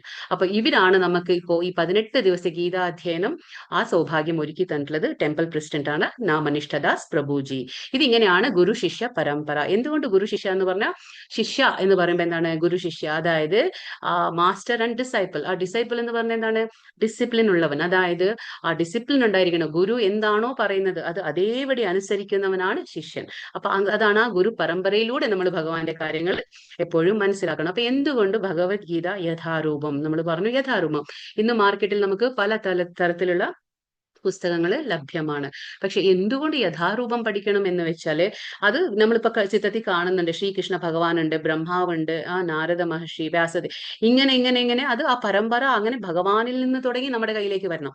അതാണ് അതിൻ്റെതായ രീതി. അപ്പൊ എന്താണ്? ആ ഒരു ജ്ഞാനം, ഭഗവാൻ എന്താണോ ഉദ്ദേശിക്കുന്നത്, ഗീതയിൽ എന്താണോ ഭഗവാൻ ആഗ്രഹിക്കുന്നത് നമ്മളെ കൊണ്ട്, അത് യഥാരൂപം, ഒരു മാറ്റവും കൂടാതെ, ഒരു കലർപ്പും കൂടാതെ, ഒരു വളച്ചൊടിക്കാതെ നമ്മൾ ആ ജ്ഞാനത്തെ അതേ രീതി നമ്മുടെ അടുത്തേക്ക് എത്തിക്കുന്നത് ാണ് നമ്മൾ യഥാരൂപം എന്ന് പറയുന്നത്. അതുകൊണ്ടാണ് എപ്പോഴും നമ്മൾ ഗുരു പരമ്പരയിൽ വന്നിരിക്കണം ജ്ഞാനം. കാരണം അത് ഭഗവാൻ സ്വയം അംഗീകരിച്ചിട്ടുള്ള 4 പരമ്പരകളാണ്. ഇത് പത്മപുരാണത്തിൽ പറയുന്നത്. ഇപ്പൊ നമുക്കൊരു ഉദാഹരണത്തിലൂടെ മനസ്സിലാക്കാം. അതായത് ഇപ്പൊ ഒരു മൊബൈൽ ഫോൺ ഉണ്ട്, നമുക്കൊരു പവർ സോക്കറ്റ് ഉണ്ട്. അപ്പൊ പവർ സോക്കറ്റ് ഉണ്ട്, മൊബൈൽ ഫോൺ ഉണ്ട്, തനിയെ ചാർജ് ആയി കിട്ടുമോ? ഇല്ല. പക്ഷെ നമുക്ക് എന്ത് വേണം? ഇപ്പോ ആ പവർ സോക്കറ്റിൽ നമ്മൾ അത് കുത്തിക്കഴിഞ്ഞാൽ, നമ്മുടെ മൊബൈൽ ചാർജർ കുത്തിക്കഴിഞ്ഞാൽ ആ കേബിൾ കണക്ഷൻ വേണം, അല്ലെ? ആ കേബിളിലൂടെ ഇലക്ട്രിസിറ്റി പാസ് ആകുമ്പോൾ നമുക്ക് എന്താണ്? മൊബൈൽ നമ്മുടെ ചാർജ് ആയി കിട്ടും. പക്ഷെ അതിന് പർട്ടിക്കുലർ ആയിട്ട് അതേപോലത്തെ ഒരു ചാർജർ തന്നെ വേണമെങ്കിലേ നമുക്ക് ആ മൊബൈൽ ചാർജ് ആയി കിട്ടുള്ളൂ. അതേപോലെ ആ കേബിൾ ആണ് നമ്മുടെ പവർ സോക്കറ്റിനും മൊബൈലിനും ഒരു കണക്ഷൻ. അതേപോലെ ശ്രീകൃഷ്ണ ഭഗവാനും നമ്മളുമായിട്ടുള്ള കണക്ഷൻ, ആ ഒരു സമ്പർക്കം വരണമെങ്കിൽ നമുക്ക് എന്ത് വേണം? ഗുരു പരമ്പര വേണം. അതുകൊണ്ടാണ് യഥാരൂപത്തിൽ നമ്മൾ ആ ഭഗവത്ഗീതയെ നമ്മൾ പഠിക്കാൻ പോകുന്നത്. അപ്പോ ബ്രഹ്മ മധ്വ ഗൗഡിയ സമ്പ്രദായമാണ് ഇസ്കോൻ ഫോളോ ചെയ്യുന്നത്. അപ്പൊ ഇവിടെ നമ്മൾ പറഞ്ഞു ഭഗവത്ഗീത പഠിതാവിന്റെ യോഗ്യതകൾ. അപ്പോ നമുക്കറിയാം, ഇപ്പൊ നമ്മൾ ഒരു കോളേജിൽ അഡ്മിഷൻ വാങ്ങാൻ പോകുമ്പോഴല്ലോ, ഒരു യൂണിവേഴ്സിറ്റിയിൽ, അല്ല ഇനിയിപ്പോ നമുക്കൊരു ജോലി അന്വേഷിക്കുമ്പോഴും നമുക്ക് എന്താ ചോദിക്കുക, അവര് എലിജിബിലിറ്റി ക്രൈറ്റീരിയ ചോദിക്കും. എന്തുകൊണ്ടാണ്? എന്താണ് യോഗ്യത, അല്ലെ? യോഗ്യതകളൊക്കെ നോക്കിയിട്ടാണ് നമുക്ക് ഒരു ജോലിയും തരുന്നത്, യോഗ്യതകൾ നോക്കിയിട്ടാണ് നമുക്ക് എന്തും, അല്ലെ, അഡ്മിഷനും കിട്ടുന്നത്. അപ്പൊ അതേപോലെ ഭഗവത്ഗീത പഠിക്കുമ്പോഴും നമുക്ക് ചില യോഗ്യതകളൊക്കെ ആവശ്യമുണ്ട്. എന്താണ് ആ യോഗ്യത? അതായത് അർജുനൻ ഭക്തനും ശിഷ്യനും ഉറ്റമിത്രവും ആകയാൽ ഭഗവത്ഗീത അദ്ദേഹത്തിന് ഉപദേശിക്കപ്പെട്ടത്. അതുകൊണ്ട് അർജുനന് സമാനമായ ഗുണങ്ങളുള്ള ഒരാൾക്കാണ് ഭഗവത്ഗീത നന്നായി ഗ്രഹിക്കാൻ കഴിയുക. അപ്പൊ എന്താണ് നമ്മൾ മനസ്സിലാക്കേണ്ടത്? അതായത് അർജുനന് സമാനമായ ഗുണങ്ങൾ. അർജുനൻ എന്തായിരുന്നു? ഭഗവാന്റെ ഉറ്റമിത്രമാണ്, ശിഷ്യനായിരുന്നു, ഭക്തനായിരുന്നു. ഈ 3 ഗുണങ്ങളും നമുക്കുണ്ടായിരിക്കണം. എങ്കിലേ നമുക്ക് ഭഗവാന്റെ ഈ ഭഗവത്ഗീത കാര്യങ്ങൾ മനസ്സിലാക്കാൻ പറ്റുള്ളൂ. കാരണം ഇത് സാധാരണമായ ഒരു നോവൽ അല്ല, ഇത് ഭഗവാൻ സ്വയം എഴുതിയ പറഞ്ഞ കാര്യങ്ങളാണ്. ഭഗവാന്റെ ഗീത ഉപദേശമാണ്. 5000 വർഷങ്ങൾക്ക് മുമ്പ് അർജുനന് കൊടുത്ത ഉപദേശം ഇത് നമുക്കെല്ലാവർക്കും കൂടിയിട്ടുള്ളതാണ്. പക്ഷെ നമുക്ക് എന്ത് വേണം? ഭഗവാന്റെ ഭക്തനാകണം, ഭഗവാന്റെ ശിഷ്യനാകണം, ഭഗവാനെ നമ്മൾ ഒരു ഉറ്റമിത്രമായി കണക്കാക്കണം. എല്ലാത്തിലും ഉപരി നമുക്ക് എന്താ വേണ്ടത്? നമുക്ക് വിശ്വാസം ഉണ്ടായിരിക്കണം ഭഗവാന്റെ കാര്യങ്ങളിൽ. എങ്കിൽ മാത്രമേ ഇതൊക്കെ നമുക്ക് മനസ്സിലാക്കാൻ പറ്റുള്ളൂ. ഇവിടെ പറയുന്നത് ഭഗവത്ഗീത എങ്ങനെ നമ്മൾ സ്വീകരിക്കണം. അതായത് ഇപ്പൊ നമ്മളൊരു അസുഖം വന്നുമ്പോൾ നമ്മൾ ഡോക്ടറെ കാണുന്നു. അപ്പൊ ഡോക്ടർ നമുക്ക് ചില പ്രിസ്ക്രിപ്ഷൻ തരുന്നു, മരുന്നിന്റെ. എന്നിട്ട് നമ്മൾ മെഡിക്കൽ ഷോപ്പിൽ പോയി നമ്മൾ ആ മരുന്ന് വാങ്ങുന്നു. പക്ഷെ ആ ലേബലിൽ എന്താണോ ഉള്ളത്, അതേപോലെ ഡോക്ടർ എന്താണോ നിർദ്ദേശിച്ചിട്ടുള്ളത്, അതുപോലെയാണ് നമ്മൾ മരുന്ന് കഴിക്കേണ്ടത്. അല്ലാതെ നമ്മുടെ സുഹൃത്തുക്കൾ പറഞ്ഞതോ കുടുംബാംഗങ്ങൾ പറഞ്ഞതോ കേട്ടിട്ടല്ല നമ്മൾ മരുന്ന് കഴിക്കുക. അതേപോലെ തന്നെ ഭഗവത്ഗീത ആരാണ് നമുക്ക് തന്നത്? ഭഗവാൻ സ്വയം ശ്രീകൃഷ്ണ ഭഗവാനാണ് നമുക്ക് ഭഗവത്ഗീത തന്നത്. അപ്പൊ ഭഗവാന്റെ ആജ്ഞ അനുസരിച്ച്, ഭഗവാൻ എന്താണോ അതിൽ പറയുന്നത് അതനുസരിച്ച് വേണം നമ്മൾ അതിനെ മനസ്സിലാക്കാനും കേൾക്കാനും. അപ്പൊ അതേപോലെ ഭഗവാന്റെ ആ അധികൃത പരമ്പരയിൽ വരുന്ന ആ ഗുരുക്കളിലൂടെ നമ്മൾ ശ്രദ്ധയോടെ കേട്ട് വേണം നമ്മളത് മനസ്സിലാക്കിയെടുക്കാൻ. അല്ലാതെ നമ്മൾ സ്വയം പഠിച്ച് മനസ്സിലാക്കാൻ കഴിയില്ല. കാരണം ഇത് ലൗകിക സാഹിത്യമല്ല, ഇത് അതീന്ദ്രിയ സാഹിത്യമാണ്. അതീന്ദ്രിയം എന്ന് പറഞ്ഞാൽ എന്താണ്? അതായത് നമ്മുടെ ഇന്ദ്രിയങ്ങൾ, നമുക്ക് ഇന്ദ്രിയങ്ങളുണ്ട്, പക്ഷെ ആ ഇന്ദ്രിയങ്ങൾ എന്താണ്? ഭൗതികമായിട്ടുള്ള ഇന്ദ്രിയങ്ങൾ. അതിന് ഒരുപാട് പരിമിതികളുണ്ട്. ആ പരിമിതികളുള്ള ഇന്ദ്രിയങ്ങൾക്ക് നമുക്ക് ഭഗവാന്റെ കാര്യങ്ങളൊന്നും ഗ്രഹിക്കാൻ കഴിയില്ല. പക്ഷെ അപ്പൊ എന്താ വേണ്ടത് നമുക്ക്? അപ്പൊ നമുക്കൊരു ഗുരു വേണം ജീവിതത്തിൽ. ആ ഗുരുവിന്റെ നിർദ്ദേശം അനുസരിച്ച് ആ ഭഗവാന്റെ കാര്യങ്ങൾ നമുക്ക് വ്യക്തമായിട്ട് മനസ്സിലാക്കാൻ കഴിയും. അതാണ് അതിന്റെ രീതി, സ്വീകരിക്കേണ്ട രീതിയാണ് പറഞ്ഞത്. പിന്നെ ഭഗവത്ഗീത മനുഷ്യ ജീവിതത്തിലെ ഒരു ലൈഫ് മാനുവൽ ആണ്. എന്താണ്? ഇപ്പോ നമുക്കറിയാം, നമ്മളിപ്പോ വീട്ടിലേക്ക് പല സാധനങ്ങളും കൊണ്ടുവരും, അല്ലെ? ഫ്രിഡ്ജ്, TV, മൈക്രോവേവ് ഓവൻ കൊണ്ടുവരും, പലതും കൊണ്ടുവരും നമ്മൾ മാർക്കറ്റിൽ. പക്ഷെ കൊണ്ടുവരുമ്പോൾ നമുക്ക് എന്താണ് കിട്ടുക? അതിന്റെ കൂടെ ഒരു യൂസർ മാനുവൽ ഉണ്ടാവും. അപ്പൊ അത് നോക്കിയിട്ടാണ് നമ്മൾ ആ സാധനങ്ങൾ നമ്മൾ ഉപയോഗിക്കുന്നത്. എങ്ങനെ ഉപയോഗിക്കണം എന്ന് അതിൽ വ്യക്തമായിട്ടുണ്ടാവും. അതേപോലെ ഓരോ ജീവനും ഈ ഭൂമിയിൽ വന്നു കഴിഞ്ഞു. നമ്മളിവിടെ എങ്ങനെ ജീവിക്കണം, എന്ത് ചെയ്യണം, എന്ത് ചെയ്യാൻ പാടില്ല, ഇതൊക്കെ ഭഗവാൻ ഭഗവത്ഗീതയിൽ പറഞ്ഞു തരുന്നുണ്ട്. അത് നമ്മൾ അറിയണം. അല്ലാതെ നമ്മൾ ഇവിടെ വന്നിട്ട് നമുക്ക് തോന്നിയ പോലെ ജീവിക്കുമ്പോൾ എന്താണ്? അതിന്റെ കർമ്മഫലങ്ങൾ നമ്മൾ അനുഭവിക്കും. നമ്മൾ പറഞ്ഞില്ലേ, നേരത്തെ പറഞ്ഞു, സുഖവും ദുഃഖവും. നമ്മൾ ചിലപ്പോൾ ചിന്തിക്കില്ലേ, എന്തുകൊണ്ട് ഞാൻ ഒരു തെറ്റും അറിഞ്ഞുകൊണ്ട് ചെയ്തിട്ടില്ല, പക്ഷെ എന്തുകൊണ്ടാണ് ഞാൻ ഒരുപാട് കഷ്ടപ്പെടുന്നത്, ഞാൻ എന്തിനാ ഒരുപാട് സങ്കടപ്പെടുന്നത്, ഈ ജന്മത്തിൽ അറിഞ്ഞുകൊണ്ട് ഞാൻ ആരെയും ഉപദ്രവിച്ചിട്ടില്ല. ഇതൊക്കെ എന്താണ്? അതൊക്കെ നമ്മുടെ കഴിഞ്ഞ ജന്മത്തിലെ മുൻജന്മ കർമ്മഫലങ്ങളാണ് നമ്മൾ സുഖമായിട്ടും ദുഃഖമായിട്ടും ഒക്കെ അനുഭവിക്കുന്നത്. അപ്പൊ അതുകൊണ്ടാണ് അതൊക്കെ മനസ്സിലാക്കണമെങ്കിൽ ഭഗവത്ഗീത വായിച്ചിരിക്കണം. അപ്പൊ അതിൽ കൃഷ്ണൻ നമുക്ക് വ്യക്തമായിട്ട് പറഞ്ഞു തരുന്നുണ്ട് എങ്ങനെയാണ് നമ്മൾ കർമ്മബന്ധനത്തിൽ കുടുങ്ങുന്നതും അതിൽ നിന്ന് മോചനത്തിന്റെ വഴി എന്താ, എല്ലാം ഭഗവാൻ പറഞ്ഞു തരുന്നുണ്ട്. അതുകൊണ്ട് ലൈഫ് മാനുവലാണ്. ജാതി, കുലം, മതമന്യേ ഇത് എല്ലാവർക്കും ഉള്ളതാണ്, മനുഷ്യകുലത്തിനുള്ളതാണ്. ഇന്ന ആൾക്കേ ഉള്ളൂ, ഇന്ന ആൾക്കില്ല, അങ്ങനെയല്ല. ഇത് നമ്മൾ മനുഷ്യരായി ജനിച്ചിട്ടുണ്ടോ എങ്കിൽ ഇത് തീർച്ചയായിട്ടും നമുക്കുള്ളതാണ്. അത് നമ്മൾ മനസ്സിലാക്കണം. അപ്പൊ മാനുവലാണ് ഏത്? ഭഗവത്ഗീത എല്ലാവരുടെയും ലൈഫ് മാനുവൽ ആണ്. ഇവിടെ എങ്ങനെ ജീവിക്കണം എന്ന് ഭഗവാൻ നമുക്ക് പറഞ്ഞു തരുന്നുണ്ട്. പിന്നെ ഭഗവത്ഗീതയിൽ ടോട്ടൽ 18 അധ്യായങ്ങളുണ്ട്. 18 അധ്യായങ്ങളാണ്. ഓരോ ദിവസം ഓരോ അധ്യായമാണ്. അപ്പൊ 18 അധ്യായങ്ങളെ നമ്മൾ എങ്ങനെയാണ് വേർതിരിച്ചിരിക്കുന്നത്, അതായത് നമ്മൾ ഡിവൈഡ് ചെയ്തിരിക്കുന്നത് എന്ന് പറഞ്ഞാല്, അപ്പൊ ഇതായത് ആദ്യത്തെ 6 അധ്യായങ്ങൾ കർമ്മയോഗവും, മധ്യത്തിലുള്ള 6 അധ്യായങ്ങൾ ഭക്തിയോഗവും, അവസാനത്തെ 6 അധ്യായങ്ങൾ എന്താണ്? ജ്ഞാനയോഗവും. ഇപ്പൊ ഇങ്ങനെയാണ്. ഫസ്റ്റ് 6 അധ്യായം കർമ്മയോഗം, രണ്ടാമത്തെ മധ്യത്തിൽ വരുന്ന 6 അധ്യായം ഭക്തിയോഗം, അവസാനത്തെ 6 അധ്യായങ്ങൾ ജ്ഞാനയോഗമായിട്ടാണ് അത് ഡിവൈഡ് ചെയ്തിരിക്കുന്നത്. ഇപ്പൊ ഭഗവത്ഗീതയെ ഉപമ കൊടുത്തിരിക്കുകയാണ്. ഇപ്പൊ സൂര്യന്റെ വെളിച്ചം അതാണ്. ഇപ്പൊ നമുക്ക് ടോർച്ച് എന്ന് പറയുമ്പോൾ എങ്ങനെയാണ്, നമ്മൾ ടോർച്ച് അടിക്കുമ്പോൾ നമ്മൾ എവിടെയാണോ ഫോക്കസ് ചെയ്യുന്നത് ആ ഒരു നിർദ്ദിഷ്ട സ്ഥലത്ത് മാത്രമാണ് അതിന്റെ വെളിച്ചം ഉണ്ടായിരിക്കുക. ആ ടോർച്ചിന് ഒരുപാട് പരിമിതികളുണ്ട്. പക്ഷേ ഈ സൂര്യൻ ഉദിക്കുമ്പോൾ എങ്ങനെയാണ്, ലോകമെമ്പാടും പ്രകാശമാനമാകുന്നു. അതേപോലെയാണ് ഭഗവത്ഗീത. ഇന്ന ആൾക്ക് മാത്രമാണ് ഭഗവത്ഗീത, ഇന്ന ആൾക്കില്ല, അങ്ങനെയൊന്നുമല്ല. ഭഗവത്ഗീത മനുഷ്യകുലത്തിനുള്ളതാണ്.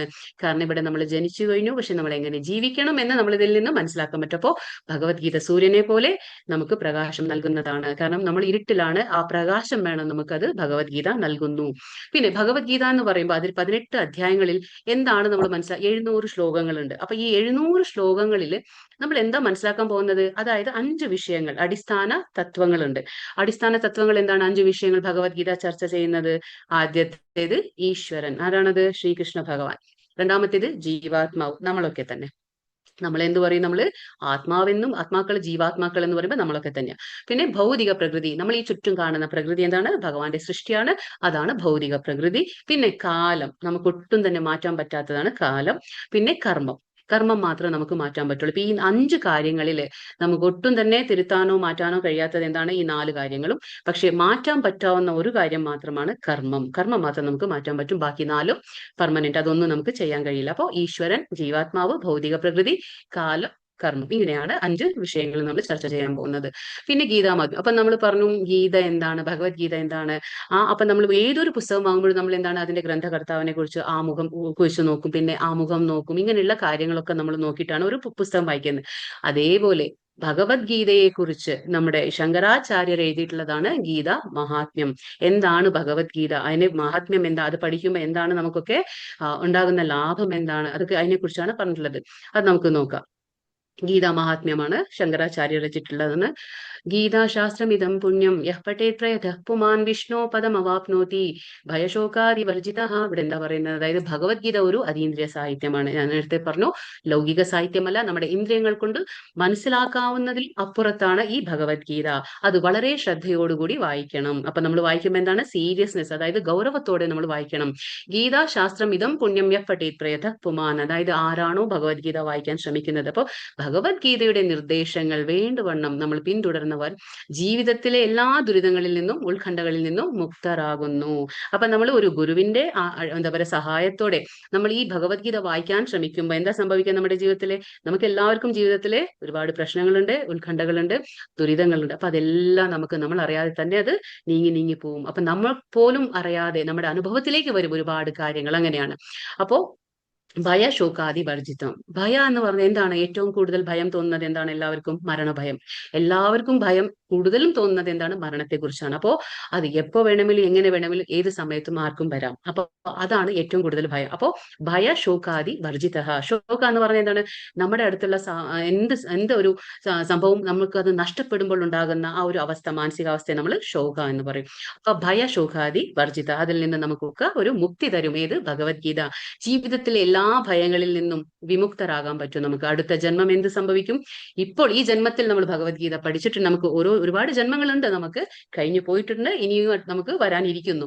അത് നമ്മൾ മനസ്സിലാക്കാൻ പറ്റും. അപ്പൊ അടുത്ത ജന്മം നമുക്ക് എന്താണ് ഉറപ്പ് തരുന്നത്? അതായത് ആത്മീയ ജീവിതം കൈവരിക്കുകയും ചെയ്യും. അപ്പൊ ഈ ജന്മത്തിൽ നമ്മൾ ഭഗവത്ഗീത കുറച്ചെങ്കിലും നമ്മൾ സിൻസിയർ ആയിട്ട് നമ്മൾ ഗൗരവത്തോടെ പഠിക്കാൻ ശ്രമിച്ചിട്ടുണ്ടെങ്കിൽ തീർച്ചയായിട്ടും നമുക്ക് അടുത്ത ജന്മത്തിൽ നമുക്ക് ആത്മീയ ജീവിതം ഭഗവാൻ ഉറപ്പ് നൽകുന്നു. അതൊക്കെയാണ് ഇതിന്റെ ഒരു ഗുണം എന്ന് പറയുന്നത്. പിന്നെ നമ്മൾ ശാസ്ത്രങ്ങളെ പഠിക്കുമ്പോൾ എന്താണ് ഏറ്റവും കൂടുതൽ വേണ്ടുന്ന ആ ഒരു ക്വാളിറ്റി, ഒരു ഗുണം എന്ന് പറഞ്ഞാല് വിശ്വാസം. അതില്ലെങ്കിൽ നമ്മൾ എന്ത് ചെയ്തിട്ടും കാര്യമില്ല. അപ്പൊ എന്താണ് ഇവിടെ പറയുന്നത്? ധർമ്മശാസ്ത്രങ്ങളെ സംശയാദൃഷ്ട്യാ വീക്ഷിക്കുന്ന അജ്ഞരും അവിശ്വാസികൾക്കും എന്താണ്? ഈശ്വരാവബോധം ലഭിക്കുന്നില്ല. അപ്പോ ആരാണോ ഇതൊക്കെ ശരിയാണോ, ഇങ്ങനെയൊക്കെ സംഭവിച്ചിട്ടുണ്ടോ, ഇതൊക്കെ സത്യമാണോ എന്നൊക്കെ അതിൽ സംശയിക്കുന്ന ആൾക്കാർക്ക് ഒട്ടും തന്നെ ഈ കാര്യങ്ങൾ മനസ്സിലാക്കാൻ കഴിയില്ല. അതാണ് ഇവിടെ പറയുന്നത്. അപ്പൊ നമ്മൾ ഒട്ടും തന്നെ നമ്മുടെ ധർമ്മഗ്രന്ഥങ്ങളെ നമ്മൾ സംശയദൃഷ്ടിയിൽ നമ്മൾ നോക്കാൻ പാടില്ല. കാരണം ഇത് പരമ്പരയിൽ ഇത് അപൗരുഷേയ എന്ന് പറയും. ഇത് നമ്മളൊന്നും മനുഷ്യന്മാരെ എഴുതിയിട്ടുള്ള കാര്യങ്ങളല്ല, ഇത് സ്വയം ഭഗവാൻ പറഞ്ഞിട്ടുള്ള കാര്യങ്ങളാണ്.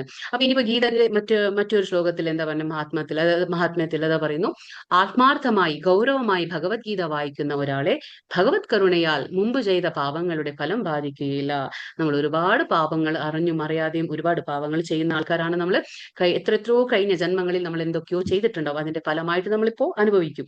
പക്ഷെ ഇവിടെ എന്താ പറയുന്നത്, ആത്മാർത്ഥമായിട്ട് ഗൗരവമായി നമ്മൾ ഭഗവത്ഗീത വായിക്കുമ്പോൾ, നമ്മൾ പഠിക്കുമ്പോൾ, മനസ്സിലാക്കുമ്പോൾ എന്താ സംഭവിക്കുന്നത്, നമ്മൾ അറിയാതെ അറിഞ്ഞോ ചെയ്തു പോയ എത്രയോ ജന്മങ്ങളുടെ പാപങ്ങളുടെ ഫലം പോലും ഭഗവാൻ ഇല്ലാതാക്കുന്നു, അത് നമ്മളെ ബാധിക്കുന്നില്ല. അതാണ് പറയുന്നത്, അതിന്റെ മഹാത്മ്യത്തെ കുറിച്ച് പറയാണ്. ഭഗവത്ഗീത പരമദിവ്യോത്തമ പുരുഷന്റെ മുഖനിർഗതമാണ്. ഗംഗ ഭഗവാന്റെ പാദപങ്കജ നിർഗതമാണ്. ഭഗവാന്റെ മുഖവും പാദവും തമ്മിൽ തീർച്ചയായിട്ടും യാതൊരു വ്യത്യാസവുമില്ല. എങ്കിലും പക്ഷപാതമില്ലാത്ത ഒരു പഠനത്തിൽ ഭഗവത്ഗീത ഗംഗാജലത്തേക്കാൾ കുറെ കൂടി പ്രാധാന്യമുള്ളതാണെന്ന് നമുക്ക് മനസ്സിലാക്കാം. അതായത് ഇപ്പോൾ ഭഗവാൻ ആരാണ്, ഭഗവാൻ ശ്രീകൃഷ്ണൻ ആരാണ്, ദേവോത്തമ പുരുഷനാണ്, ദിവ്യോത്തമ പുരുഷനാണ്. അപ്പൊ അങ്ങനെ ഇരിക്കെ ഭഗവാന്റെ മുഖപത്മവും പാദപത്മവും ഒന്നും വ്യത്യാസമില്ല. പക്ഷെ എങ്കിലും ഒരു തുലനം ചെയ്യുമ്പോൾ, അല്ലെങ്കിൽ ഒരു ഉപമ ചെയ്യുമ്പോൾ നമുക്ക് പറയുമ്പോൾ എന്താണ്, മുഖം, അതായത് മുഖപത്മത്തിൽ നിന്ന് വന്നിട്ടുള്ളതാണ് ഭഗവത്ഗീത, സ്വയം ഭഗവാൻ ഉപദേശിച്ച വാക്കുകളാണ്. അപ്പോ ഗംഗ എവിടുന്ന് വന്നു, ഭഗവാന്റെ പാദങ്ങളിൽ നിന്ന്. അപ്പോ അങ്ങനെ കമ്പയർ ചെയ്യുമ്പോൾ നമുക്ക് ഗംഗാജലത്തിന്റെ പ്രാധാന്യത്തെ കുറിച്ച് എല്ലാവർക്കും അറിയാം. വളരെ പ്രാധാന്യമുള്ളതാണ് ഗംഗാജലം, അത്രയും പവിത്രമായതാണ്. പക്ഷെ അതിനും ഉപരിയാണ് ഈ ഭഗവത്ഗീത. കാരണം ഭഗവാന്റെ മുഖപദ്മത്തിൽ നിന്ന് വന്നിട്ടുള്ളതാണ്, അതിൽ ഒരുപാട് പ്രാധാന്യം കൂടും. ഇവിടെ എന്താ പറയുന്നത്, മലിനേ മോചനം പുംസ ജലസ്നാനം ദിനേ ദിനേ സഹൃദ് ഗീതാമൃത സ്നാനം സംസാര മലനാശനം. അതായത് നമ്മൾ നമ്മുടെ ദേഹശുദ്ധി എങ്ങനെ വരുത്തും, ദിവസേന നമ്മൾ കുളിക്കുന്നു, പുതിയ വസ്ത്രങ്ങൾ അണിയുന്നു, അങ്ങനെ ദേഹശുദ്ധി വരുത്തും. പക്ഷെ നമ്മുടെ അന്ധക്കരണം, അതായത് നമ്മുടെ മനസ്സും ബുദ്ധിയും ആത്മാവിനെ ശുദ്ധീകരിക്കാൻ ഒരു വഴി വേണ്ടേ, അതാണ് ഈ ഭഗവത്ഗീത. അതെങ്ങനെയാണ്, അപ്പൊ നിത്യവും ജലത്തിൽ സ്നാനം ചെയ്ത് ദേഹശുദ്ധി വരുത്താം. എന്നാൽ ഭഗവത്ഗീതയാകുന്ന ഗംഗാജലത്തിൽ ഒരിക്കലെങ്കിലും സ്നാനം ചെയ്യുന്ന ഒരു വ്യക്തിയുടെ ഭൗതിക ജീവിതത്തിലെ എല്ലാ മാലിന്യങ്ങളും നശിച്ചു പോകുന്നു. അപ്പോ നമ്മുടെ ഭൗതിക ജീവിതത്തിലുള്ള ആ മാലിന്യങ്ങളെല്ലാം നശിച്ചു പോകണമെങ്കിൽ നമ്മൾ എന്ത് ചെയ്യണം, ഗംഗാജലമാകുന്ന, അതായത് ഭഗവത്ഗീതയാകുന്ന ഗംഗാജലത്തിൽ നമ്മളൊന്ന് മുങ്ങി കുളിക്കണം. അത് വായിച്ച് മനസ്സിലാക്കി അത് നമ്മുടെ ജീവിതത്തിൽ പ്രായോഗികമാക്കുമ്പോൾ എന്താണ്, നമ്മൾ ആ ഒരു എന്താ പറയാ, ഈ മാലിന്യങ്ങൾ, ഭൗതിക ലോകത്തുള്ള ഭൗതിക ജീവിതത്തിലെ ആ മാലിന്യങ്ങളെല്ലാം നമ്മുടെ നശിച്ചു പോകുന്നു. ഇത് നമുക്ക് ലാസ്റ്റ് പറയാം, ശ്രവണത്തിന്റെ മഹിമ. ഭഗവത്ഗീത കേൾക്കുമ്പോൾ അതിന്റെ എന്താണ് ആ മഹിമ എന്നുള്ളത് നമുക്ക് മനസ്സിലാക്കാം. അപ്പൊ ഇവിടെ പറയുന്നു, ഭഗവത്ഗീത ആരുപദേശിച്ചിട്ടുള്ളതാണ്, സ്വയം ഭഗവാൻ ശ്രീകൃഷ്ണൻ ഉപദേശിച്ചിട്ടുള്ളതാണ്. അപ്പോ ഇന്നിപ്പോ നമുക്ക് ജോലി തിരക്കുണ്ട്, കുടുംബത്തിലെ പല പ്രശ്നങ്ങളും, നമുക്ക് സമയമില്ല, എല്ലാ ഗ്രന്ഥങ്ങളൊന്നും വായിക്കാൻ നമുക്ക് സമയമില്ല. പക്ഷെ ഇവിടെ പറയുന്നു ഒരു പ്രശ്നവുമില്ല, കാരണം എല്ലാ വേദങ്ങളുടെയും സർവസ്വമാണ് നമ്മുടെ ഭഗവത്ഗീത. അതുകൊണ്ട് എന്താണ്, നമുക്ക് ഒരൊറ്റ ഗ്രന്ഥം മതി, ഏത്, ഭഗവത്ഗീത മതി. അപ്പൊ ആ ഒരൊറ്റ ഗ്രന്ഥം വായിച്ചു കഴിഞ്ഞാൽ നമുക്ക് ബാക്കിയുള്ള ഒരു ഗ്രന്ഥങ്ങളൊന്നും വായിച്ചില്ലെങ്കിൽ സാരമില്ല, കാരണം ഇതിലെല്ലാം ഉൾക്കൊള്ളുന്നു, എല്ലാത്തിന്റെയും സർവസ്വമാണെന്ന് പറയുന്നു.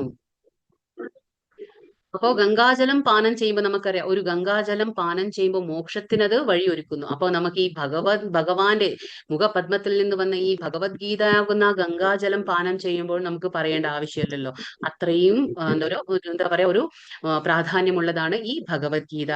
ഇപ്പൊ ഇവിടെ പറയുന്നു, സർവോപനിഷദോ ഗാവോ ദോഗ്ധ ഗോപാല നന്ദനഃ പാർത്ഥോ വത്സ സുധീർഭോക്ത ദുഗ്ധം ഗീതാമൃതം മഹത്. ഇവിടെ ഒരു ഉപമ കൊടുത്തിരിക്കുകയാണ്, അതായത് ഗീതോപനിഷത്ത്, നമ്മൾ ഭഗവത്ഗീതയെ ഗീതോപനിഷത്ത് എന്നും കൂടി പറയുന്നു. അപ്പോ ഇവിടെ നമുക്കറിയാം ഒരുപാട് ഉപനിഷത്തുകളുണ്ട്, നമുക്ക് 108 ഉപനിഷത്തുകളുണ്ട്. അപ്പൊ എല്ലാ ഉപനിഷത്തുകളുടെയും സർവസ്വമാണ് ഏത്, ഈ ഭഗവത്ഗീത. അപ്പോ നമുക്കിപ്പോ ഉപനിഷത്തുകളെ നമുക്കൊരു പശുവായി കണക്കാക്കുകയാണെങ്കിൽ, അതൊരു പശുവാണെങ്കിൽ ഭഗവാൻ ആരാകുന്നു, ഗോപകുമാരനാകുന്നു. പശുവിനെ കറക്കുന്ന പ്രശസ്തനായ നമ്മുടെ ഭഗവാൻ കൃഷ്ണൻ എന്താകുന്നു, പശുവിനെ കറക്കുന്നു, ആ ഉപനിഷത്തുകളെ കറക്കുന്നു. അപ്പൊ അർജുനൻ ആരാകുന്നു, പശുക്കിടാവാകുന്നു. അപ്പൊ പണ്ഡിതന്മാരും പരമഭക്തന്മാരും അർജുനനും എല്ലാം എന്ത് ചെയ്യുന്നു, ആ അമൃത തുല്യമായ ആ ദുഗ്ധം, അതെന്താണത്, പാല്, ദുഗ്ധം എന്ന് പറഞ്ഞ പാല്, അത് ആ ഒരു പാനം ചെയ്യുന്നു. അപ്പൊ അങ്ങനെയാണ് ഇവിടെ ഒരു ഉപമ കൊടുത്ത് പറയാണ് ഇവിടെ. ഇത് ലാസ്റ്റ് ശ്ലോകം. അപ്പൊ ഇവിടെ എന്താണ് പറയുന്നത്, ഏകം ശാസ്ത്രം ദേവകീ പുത്രഗീതം ഏകോ ദേവോ ദേവകീ പുത്രയേവ ഏകോ മന്ത്രസ്തസ്യ നാമാനി യാനി കർമാപി ഏകം തസ്യ ദേവസ്യ സേവ. അതായത് ഇക്കാലത്ത് ജനങ്ങൾക്ക് എല്ലാം പഠിക്കാൻ ബുദ്ധിമുട്ടാണ്. അപ്പൊ ഒന്നും വേണ്ട, ഒരൊറ്റ ഗ്രന്ഥമായിരിക്കട്ടെ. എന്താണത്, ഭഗവാന്റെ ഏകം ശാസ്ത്രം ദേവകീ പുത്രഗീതം. ആരാണ് ദേവകീ പുത്രൻ, ശ്രീകൃഷ്ണ ഭഗവാൻ. അവന്റെ ഗീത ഏതാണ്, ഭഗവത്ഗീത. ഒരൊറ്റ ഗ്രന്ഥം മതി, ഭഗവത്ഗീത. ഏകോ ദേവോ ദേവകീ പുത്രേവ, അതായത് ഒരൊറ്റ ഭഗവാൻ ആരാണ്, ആരാണ്? ദേവകീ പുത്ര ഏവ, ദേവകിയുടെ പുത്രനായ ശ്രീകൃഷ്ണ ഭഗവാൻ ആകട്ടെ. ഏകോ മന്ത്രസ്തസ്യ നാമാനി യാനി, ഒരൊറ്റ മന്ത്രമായിരിക്കട്ടെ. ഏതാണ് ആ മന്ത്രം? ഹരേ കൃഷ്ണ കൃഷ്ണ കൃഷ്ണ ഹരേ ഹരേ, ഹരേ രാമ രാമ രാമ ഹരേ ഹരേ. ആ ഒരൊറ്റ മന്ത്രമായിരിക്കട്ടെ.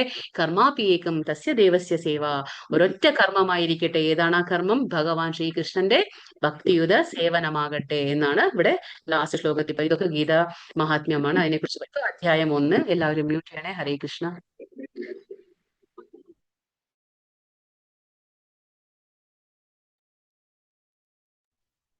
ഓക്കെ, അപ്പോ അധ്യായം 1 അർജുന വിഷാദ യോഗം. അപ്പൊ ഇവിടെ അർജുന വിഷാദ യോഗം എന്നും പറയും. ഈ അധ്യായത്തിനെ നമ്മൾ യുദ്ധകളത്തിലെ സൈന്യ നിരീക്ഷണം എന്നും കൂടി നമ്മൾ പറയുന്നു. അപ്പൊ എന്താണ് അർജുന വിഷാദ യോഗം? എന്തുകൊണ്ട് നമ്മൾ ഇതിനെ വിഷാദ യോഗം എന്ന് പറയുന്നു? അതായത് അർജുനൻ സൈന്യത്തെ കണ്ടു കഴിഞ്ഞു, യുദ്ധത്തിലെ ആ സമയത്ത് സൈന്യം കണ്ടു കഴിഞ്ഞപ്പോൾ അർജുനന്റെ മനസ്സിലുണ്ടാകുന്ന ആ ഒരു മാനസിക അവസ്ഥ, മനപ്രയാസം ഉണ്ടാകുന്നു. ആ വിഷാദത്തിനത് വഴിയൊരുക്കുന്നു. അതുകൊണ്ടാണ് അർജുന വിഷാദ യോഗം.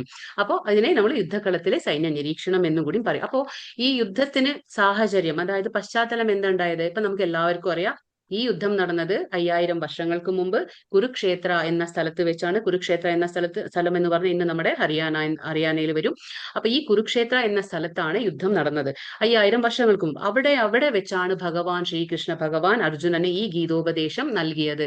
അപ്പൊ എന്താണ് അതിന്റെ സാഹചര്യം ഉണ്ടായത്? അതായത് പാണ്ഡവരും കൗരവരും, ഇതാരാണ്? ഇവർ രണ്ടുപേരും ഒരേ കുരുവംശത്തിൽ, ഒരേ വംശപാരമ്പര്യത്തിൽ വരുന്ന ആൾക്കാരാണ്. 2 ഫാമിലി എന്ന് മാത്രം, അതായത് ജ്യേഷ്ഠനും അനിയനും, അങ്ങനെയാണ്. അപ്പോ ജ്യേഷ്ഠനും അനിയനും 2 കുടുംബങ്ങൾ ഒരേ പാരമ്പര്യമാണ്. അത് രാജവംശമാണ്. അത് ഏതാണ്? കുരു രാജവംശം. അപ്പൊ അതിലെ രാജാവ് ആരായിരുന്നു? ആ രാജാവാണ് നമ്മുടെ ശന്തനു. ആ ശന്തനു മഹാരാജാവിന്റെ പേരക്കുട്ടികളാണ് ധൃതരാഷ്ട്രനും മറ്റേ നമ്മുടെ എന്താ പറയാ പാണ്ഡു. അപ്പൊ ആരാണ് പാണ്ഡവരുടെ സൈഡിൽ? ആരാണ് പാണ്ഡു. ധൃതരാഷ്ട്രയുടെ സൈഡിൽ ആരാണ്? ധൃതരാഷ്ട്രൻ, അതായത് കൗരവരുടെ സൈഡിൽ. അപ്പൊ ഇവർക്കാണല്ലോ യുദ്ധം നടന്നത്, തമ്മിലാണല്ലോ യുദ്ധം നടന്നത്. അപ്പൊ എന്താ സാഹചര്യം ഉണ്ടായതെന്ന് വെച്ചാല്, അതായത് ഈ ഒരു ചൂതുകളിക്ക് വിളിക്കുകയാണ് ആര്? ഈ ദുര്യോധനൻ പാണ്ഡവരെ ഒരു ചൂതുകളിക്ക് വിളിക്കുകയാണ്. അവിടെ അനീതിയിൽ ആ കുബുദ്ധിയാൽ അവരെ തോൽപ്പിക്കുകയാണ് ചെയ്യുന്നത്. തോൽപ്പിച്ചു കഴിഞ്ഞ് അവരെ എന്ത് പറയും? 12 വർഷം വനവാസവും 1 വർഷം അജ്ഞാതവാസവും അങ്ങനെ പോണം എന്ന് പറഞ്ഞ് അവരെ പറഞ്ഞു വിടാണ്. അങ്ങനെ അവർ പോയതിനു ശേഷം അതെല്ലാം കഴിഞ്ഞ് തിരിച്ചു വരുമ്പോൾ അവർക്ക് അവകാശപ്പെട്ട ആ ഒരു രാജ്യം അവർക്ക് കൊടുക്കണം. പക്ഷെ ഇവിടെ ദുര്യോധനന് അതിയായ ഒരു മോഹം, ആ ഒരു സ്വാർത്ഥ മനോഭാവം ഉണ്ട്. അപ്പൊ എന്താണ് ഇദ്ദേഹം ചെയ്യുന്നത്? അവർക്ക് കൊടുക്കുന്നില്ല. അപ്പൊ അവരെ നിഷേധിക്കുകയാണ്. കാരണം ഇതിനൊക്കെ എന്താ കാരണം ഉണ്ടായ? ദുര്യോധനൻ ഇങ്ങനെ ആകാൻ കാരണം എന്താണ്? സ്വന്തം അച്ഛനായ ധൃതരാഷ്ട്രനാണ്. കാരണം എന്താന്ന് വെച്ചാല്, ശന്തനു മഹാരാജാവ് മരിക്കുമ്പോൾ, അതായത് നമുക്കറിയാം ഒരു രാജ്യം ഭരിക്കുന്ന രാജാവ് മരിച്ചു കഴിഞ്ഞാല് അതിന്റെ സ്ഥാനമാർക്കാണ്? മൂത്ത മകനാണ് പോകുന്നത്. പക്ഷെ ആ നിർഭാഗ്യം കൊണ്ട് എന്താ സംഭവിച്ചേ? ഈ ധൃതരാഷ്ട്രൻ ജന്മന അന്ധനായിരുന്നു. അന്ധനായതുകൊണ്ട് രാജ്യം ഭരിക്കാതെ വന്നപ്പോൾ അനിയനായ ആ നമ്മുടെ പാണ്ഡുവാണ് രാജ്യം ഭരിച്ചത്. അപ്പോൾ മനസ്സിനൊരു പ്രയാസം ഉണ്ടായിരുന്നു ധൃതരാഷ്ട്രർക്ക്. പക്ഷെ എങ്കിലും ഒന്ന് ചിന്തിച്ചു, സാരമില്ല, ഇതിപ്പോ ഇങ്ങനെയല്ലേ, പക്ഷെ എന്റെ മകൻ വരുമ്പോ, അതായത് അതായത് എനിക്കൊരു മകൻ ഉണ്ടാകുമ്പോ ആ മകനെ ഞാൻ രാജാവാക്കും എന്നുള്ള ഒരു ആലോചന ഉണ്ടായിരുന്നു. പക്ഷെ അവിടെയും കണക്ക് തെറ്റി. അതായത് എന്താ സംഭവിക്കുക? പാണ്ഡുവിനാണ് ആദ്യം പുത്രൻ ജനിക്കുന്നത്. ആരാണത്?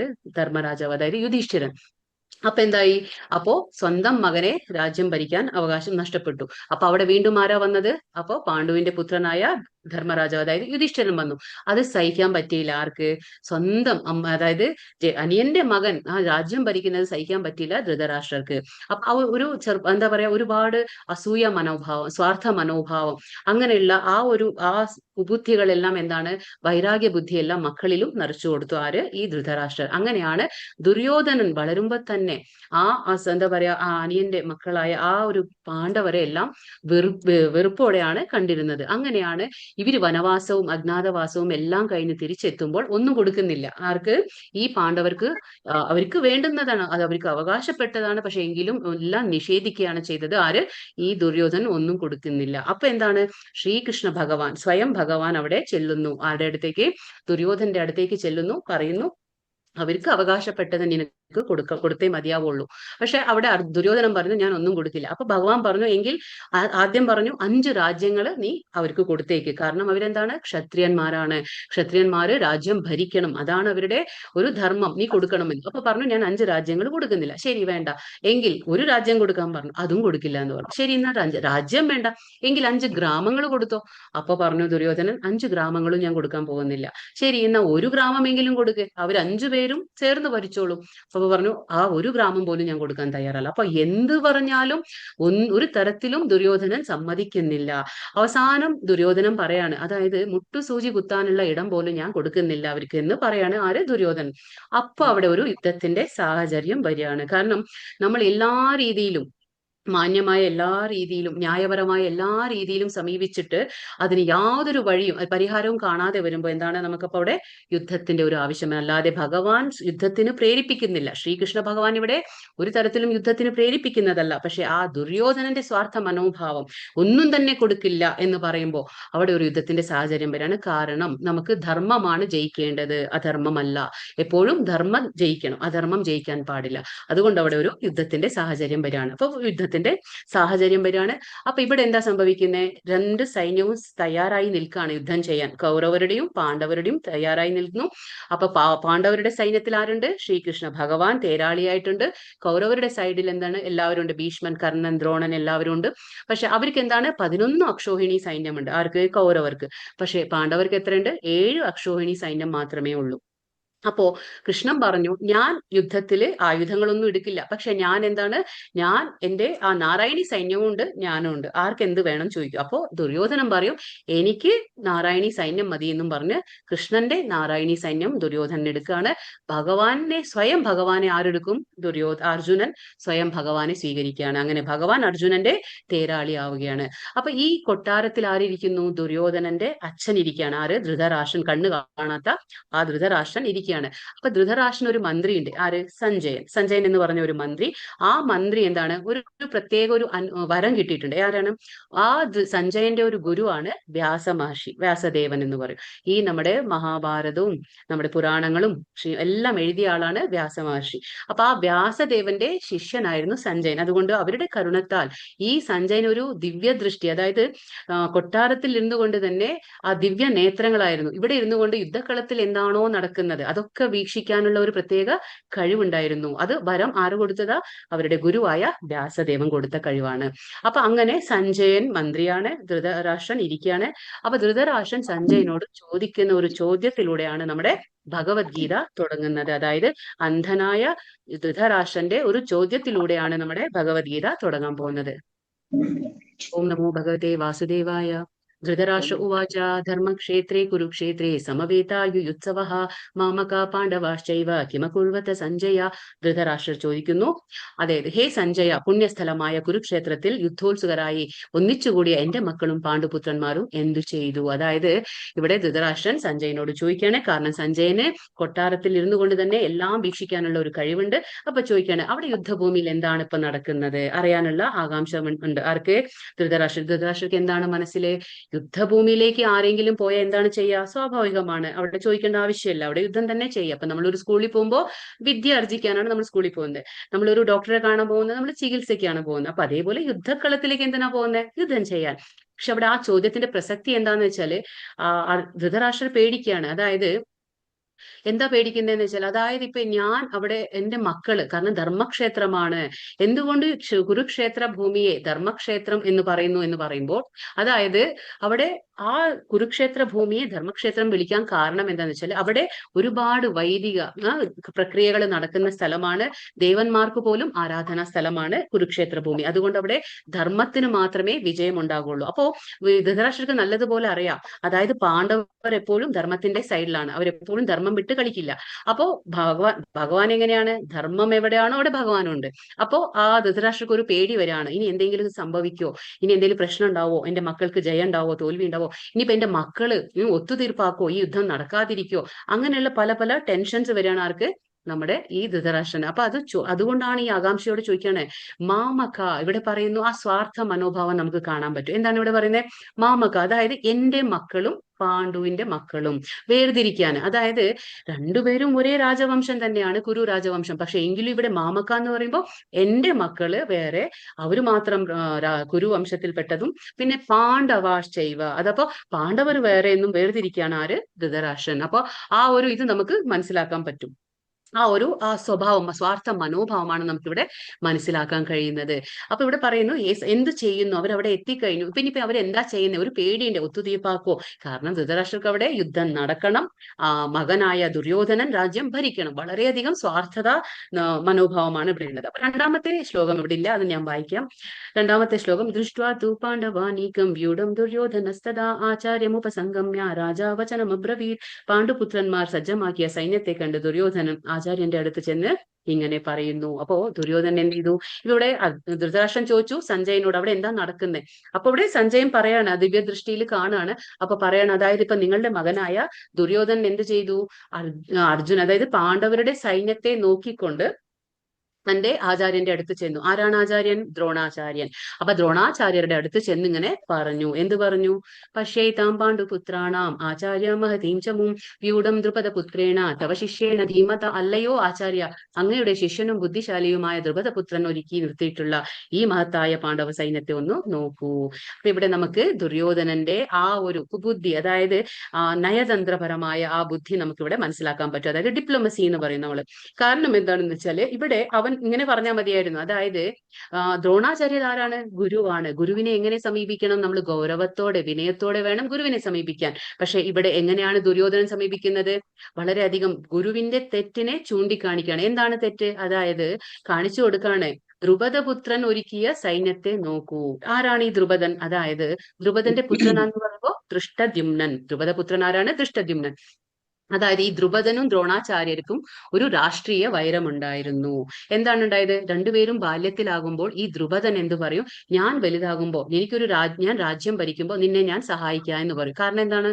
ദ്രോണാചാര്യൻ ഒരു പാവപ്പെട്ട ഒരു ബ്രാഹ്മണനായിരുന്നു. അപ്പൊ ഈ സുഹൃത്ത് പറഞ്ഞ വാക്കിൻ പുറത്ത് എന്താണ്?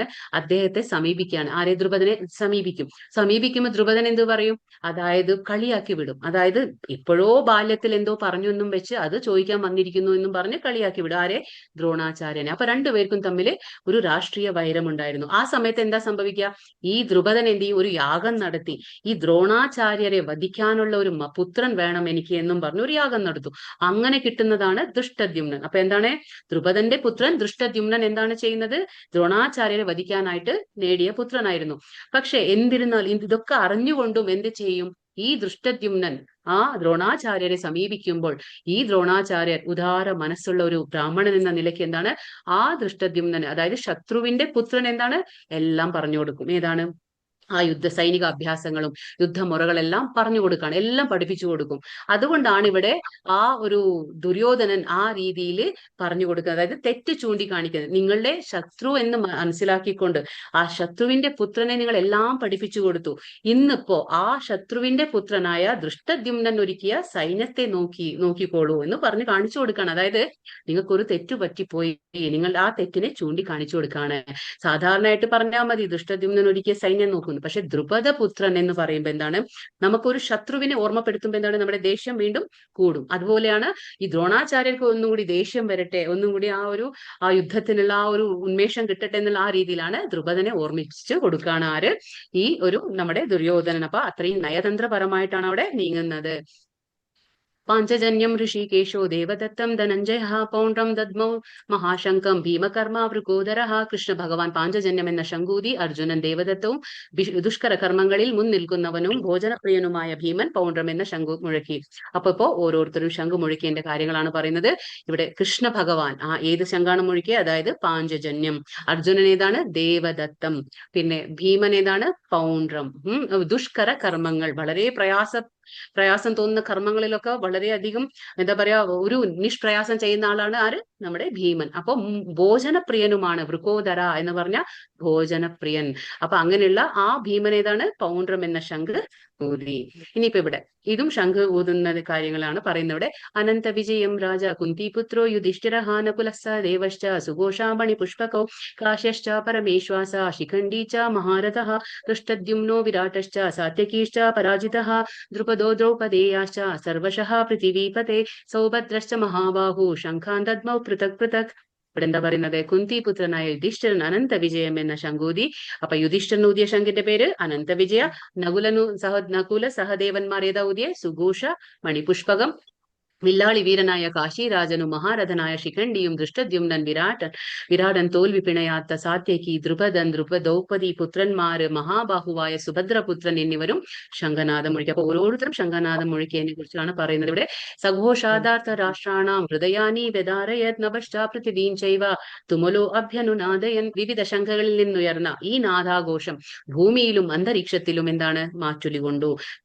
ധൃതരാഷ്ട്രപുത്രന്മാരുടെ ഹൃദയം പിളർക്കുകയായി. അപ്പോ ഈ സൈഡിൽ നിന്ന്, അതായത് പാണ്ഡവരുടെ സൈഡിൽ ആരാണ്? സ്വയം ഭഗവാനാണ്, തേരാളിയായിട്ട് നിൽക്കാണ്. അപ്പൊ ഈ സൈഡിൽ നിന്നൊക്കെ ശംഖ് ഊതിയപ്പോ എന്താണ് സംഭവിച്ചത്? എതിർപക്ഷത്ത് നിൽക്കുന്ന കൗരവന്മാരുടെ ആ നെഞ്ച് പിളർക്കുകയാണ്, അതായത് ഹൃദയം പിളർക്കുകയായിരുന്നു. പക്ഷെ ഇവിടെ ഒരിക്കലും പാണ്ഡവന്മാർക്ക് അങ്ങനെ സംഭവിച്ചു എന്ന് പറയില്ല. കാരണം എന്താണെന്ന് വെച്ചാൽ പാണ്ഡവന്മാർ എപ്പോഴും ശ്രീകൃഷ്ണ ഭഗവാനെ അഭയം തേടിയവരാണ്. അപ്പൊ ഭഗവാനിൽ അഭയം തേടിയവർക്ക് ഒരിക്കലും പേടിക്കാനില്ല. അതാണ് നമുക്ക് മനസ്സിലാക്കേണ്ടത്. ഇപ്പൊ ഇവിടെ അർജുനൻ പറയാണ് ഭഗവാനോട്, അർജുനൻ ശംഖെല്ലാം ഊതി. ശംഖ് ഊതി കഴിഞ്ഞാൽ അർത്ഥം എന്താണ്? യുദ്ധം തുടങ്ങാൻ പോവുകയാണ് എന്നർത്ഥം.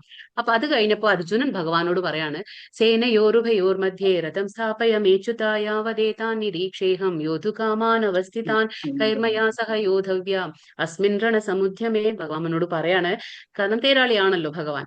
ഹേ അച്യുത, ചുതി അഥവാ വീഴ്ച പറ്റാത്തവനെ, ഇരു സൈന്യങ്ങൾക്കും മധ്യത്തിലായി എന്റെ തേരൊന്ന് കൊണ്ടു നിർത്തുക.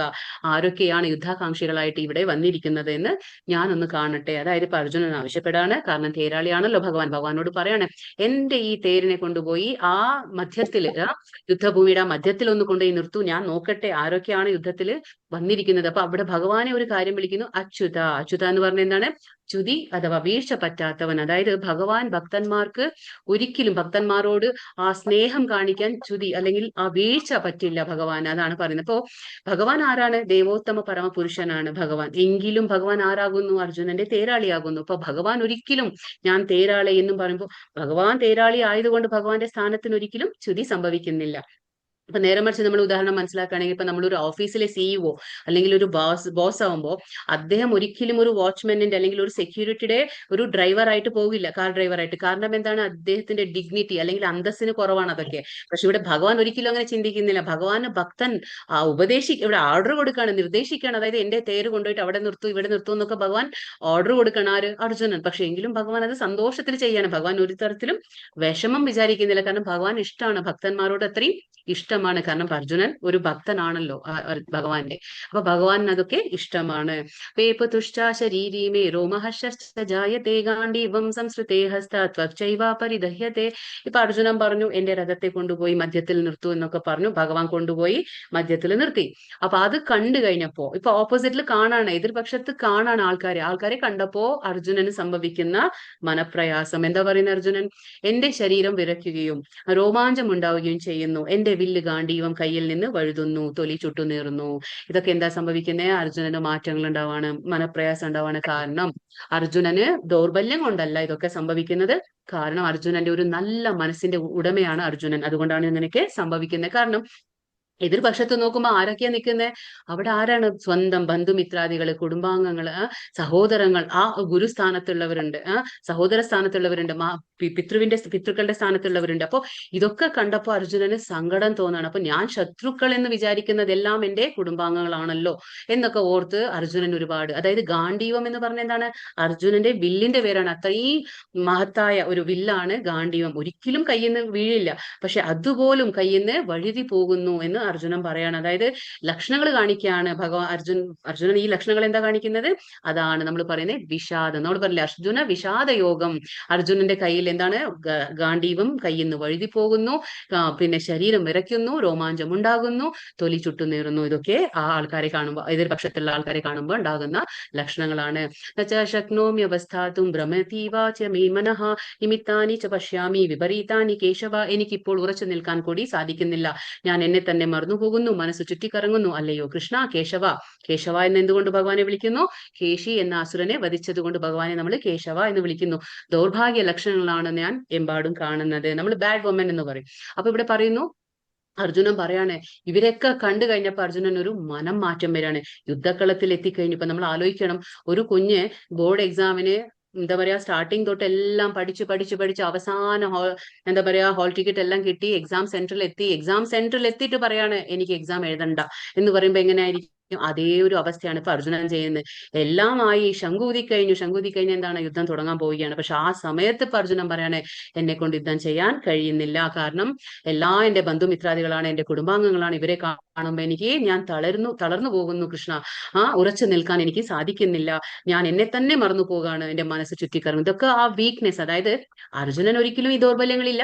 പക്ഷെ അർജുനൻ ഇവിടെ നമ്മളെയൊക്കെ പ്രതിനിധീകരിക്കുകയാണ്. നമ്മുടെ ജീവിത സാഹചര്യങ്ങളിൽ നമ്മളും ഈ അവസ്ഥയിൽ നിൽക്കുന്ന ആൾക്കാരാണ്. പക്ഷെ അപ്പോൾ അർജുനൻ നമുക്ക് വേണ്ടിയിട്ട് ഈ ഒരു രീതിയിൽ നിൽക്കുകയാണ്. കാരണം എന്താണ്? അപ്പോഴാണ് ഭഗവത്ഗീത ആ ഉപദേശങ്ങൾ നൽകാൻ പോകുന്നത്. അതുകൊണ്ടാണ് ഈ ലക്ഷണങ്ങളൊക്കെ അർജുനൻ കാണിക്കുകയാണ്. അപ്പൊ ഞാൻ എമ്പാടും കാണുന്നത് എന്താണ്? ദൗർഭാഗ്യ ലക്ഷണങ്ങളാണ്. ഇപ്പോ നമ്മൾ പറഞ്ഞു അർജുന വിഷാദ യോഗം. അപ്പൊ അർജുന വിഷാദ യോഗത്തിന് എന്താണ് കാരണം? ആ വിഷാദത്തിനുള്ള 5 കാരണങ്ങളാണ് ഇവിടെ പറയുന്നത്. എന്താണ്? ആദ്യത്തെ കാരണം മൃദുല ഹൃദയത്വം, 1.28 ശ്ലോകത്തിൽ വരുന്നു. ഭൗതിക സുഖാനുഭവങ്ങൾ, രണ്ടാമത്തേത് 1.31. പാപം 1.36. കുടുംബ പാരമ്പര്യം 1.40. തീരുമാനമെടുക്കാനാവാത്ത അവസ്ഥ, അത് 2-ാം അധ്യായത്തിൽ 6-ാമത്തെ ശ്ലോകമാണ്. അപ്പൊ ഇവിടെ എന്താണ്? 5 കാര്യങ്ങൾ. ഏതാണ് ആദ്യത്തെ? മൃദുല ഹൃദയത്വം. അർജുനന് വളരെയധികം കോമലമായ ഹൃദയമാണ്. അതുകൊണ്ടാണ് ഇങ്ങനെയൊക്കെ ചിന്തിക്കുന്നത്.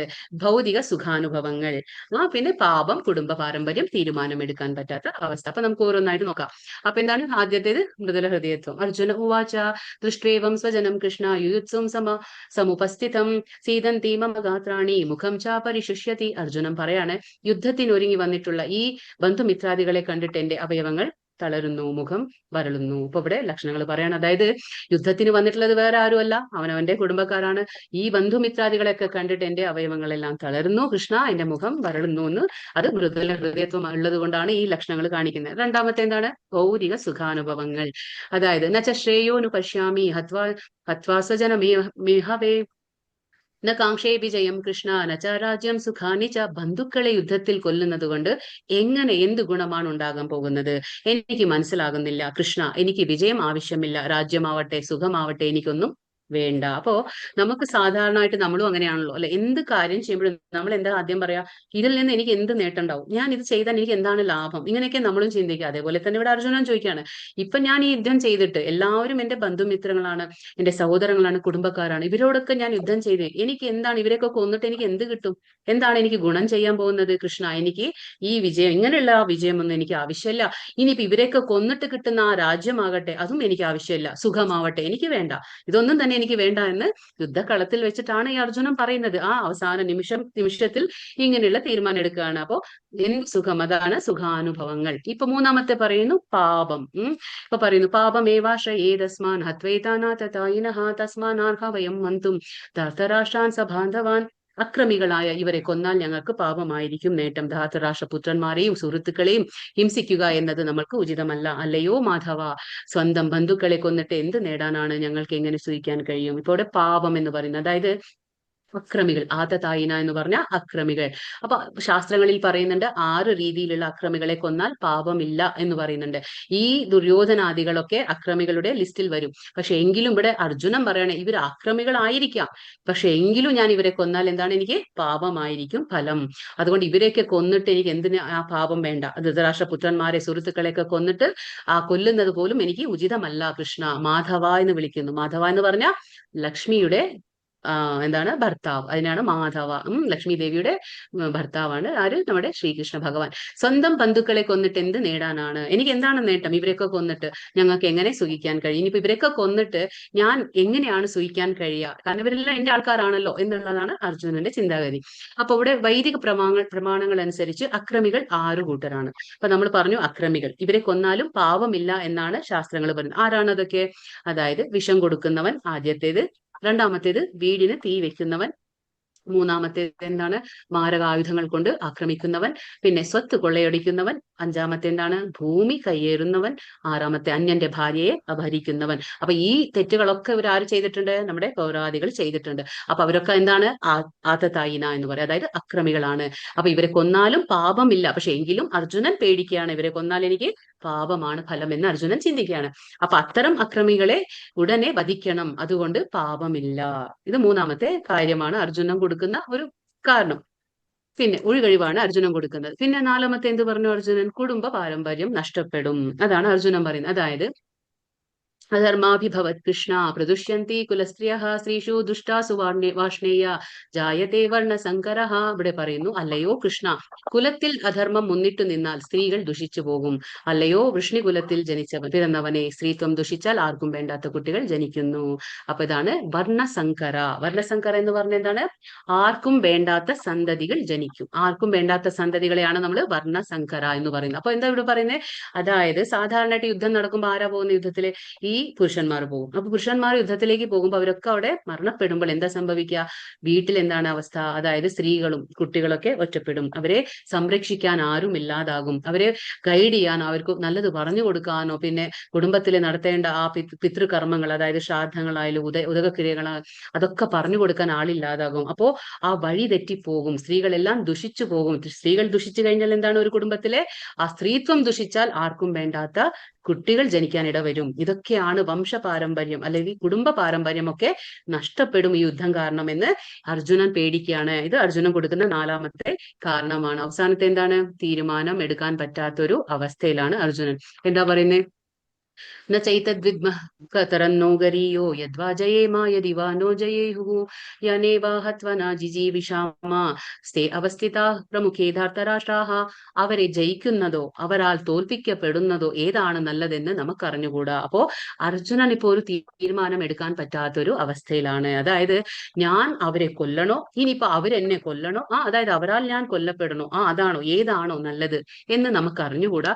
ധാർത്തരാഷ്ട്രപുത്രന്മാരെ കൊന്നിട്ട് നാം ജീവിച്ചിരുന്നിട്ട് എന്ത് കാര്യം? ഇപ്പൊ ഇവരൊക്കെ കൊന്നിട്ട് ഇനിയിപ്പൊ ഞാൻ തന്നെ ജീവിച്ചിരുന്ന് രാജ്യം ഭരിച്ചാൽ തന്നെ എന്താണ് കാര്യം?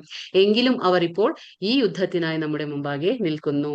ഇതൊക്കെ അർജുനനാണ് ചിന്തിക്കുന്നത്. പക്ഷെ ഒരിക്കലും ദുര്യോധനനോ ധൃതരാഷ്ട്രനോ ഇതൊന്നും ചിന്തിക്കുന്നില്ല.